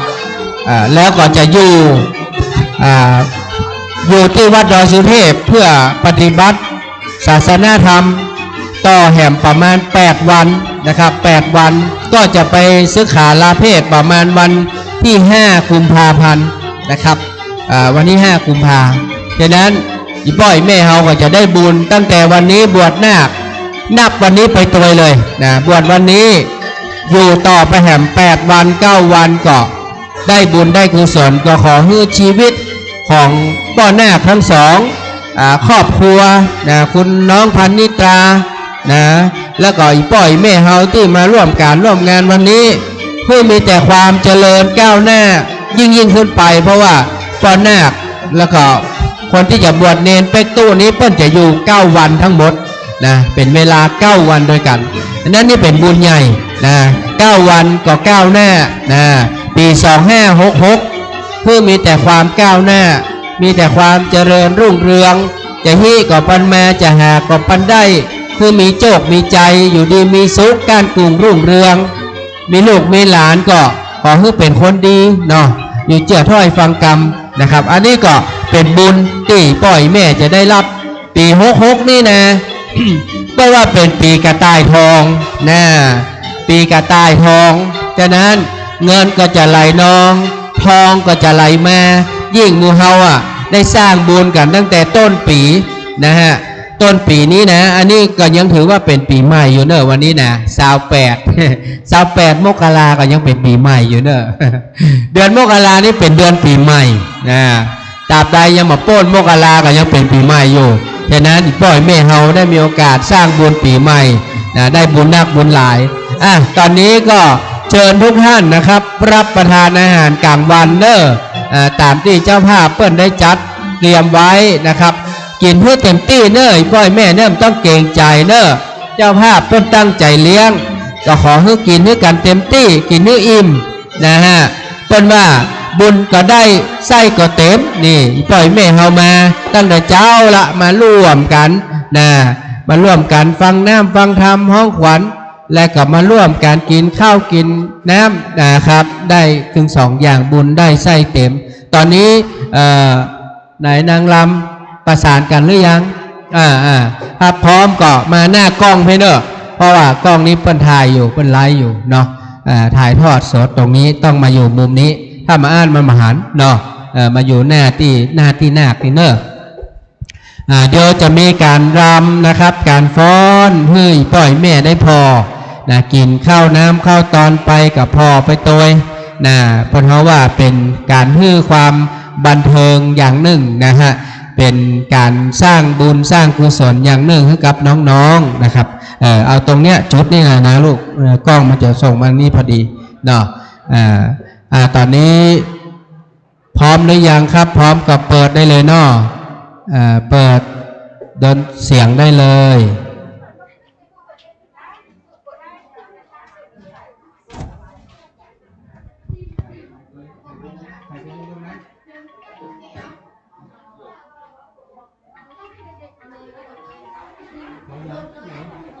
เปิดได้เลยเนาะ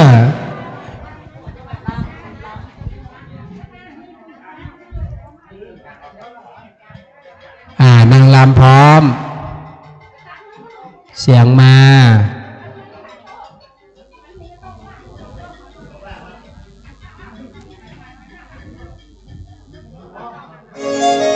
เชิญเลยครับ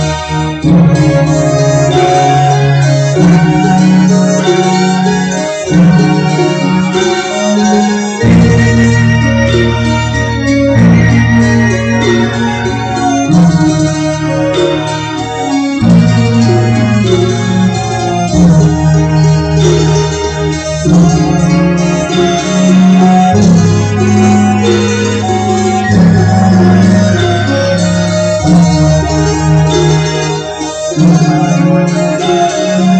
you.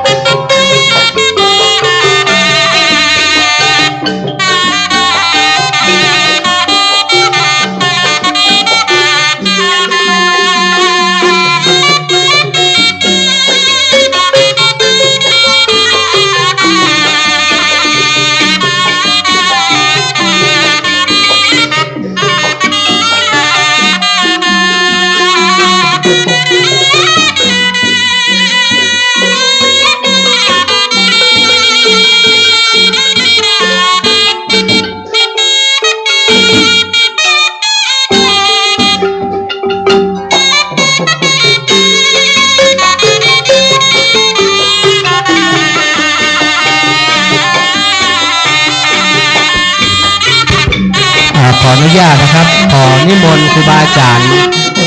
ที่ฉันพัฒหารเสร็จแล้วขอเมตตาถ่ายรูปครับนาคนะครับก่อนจะกลับวัดด้วยนะครับขอเมตตาด้วยนะครับ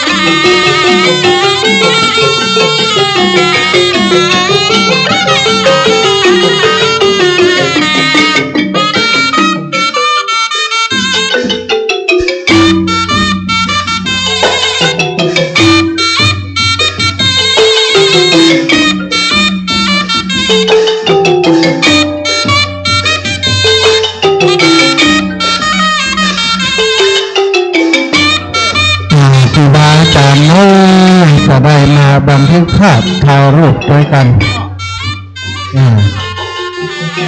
ก็เดี๋ยวจะมีการแสดงแห่งชุดหนึ่งอยู่เนาะการแสดงหมดอะไรยังหมดละ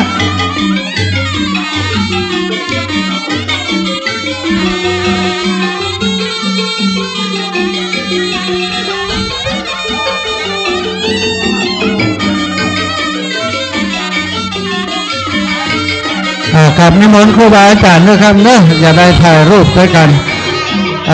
ศรัทธาญาติโยมมาเตรียมรอเลยเนอะที่มาเป็นครูบาอาจารย์ก็เดี๋ยวจะได้เดินทางกลับตอนนี้กับนิมนต์ครูบาอาจารย์ได้ถ่ายรูปพร้อมกันเฮียกันกับนิมนต์ครับกับนิมนต์ครูบาอาจารย์เอาช่างภาพเนอะมาประจำหน้าที่เลยกับนิมนต์หลวงปู่พระครูปฏิภาณธรรมทินเป็นประธานท่านยืนเนอะล้อหลวงปู่กัน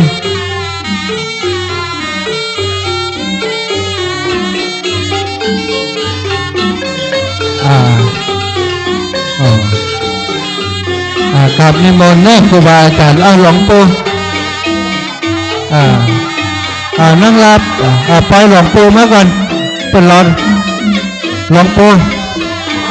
อาจารย์เป็นรอหลวงปู่ประธานในพิธีโยมออกมาเนอะมาถ่ายรูปด้วยกันพันนิตาเข้าไปครูบาอาจารย์ที่มาเข้ามาเลยเข้ามา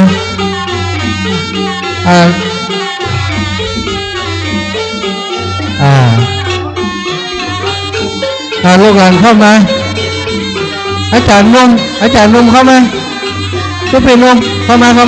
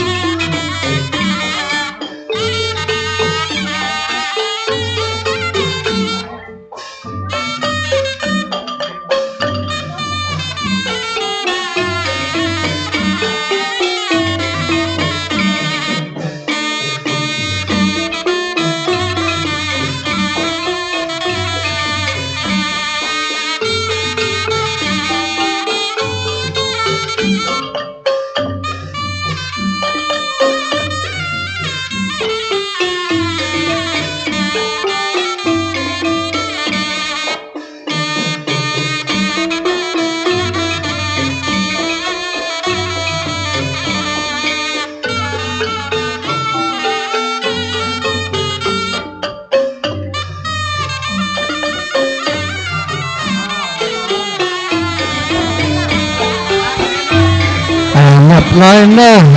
ครูบาอาจารย์จะได้เดินทางกลับแล้ว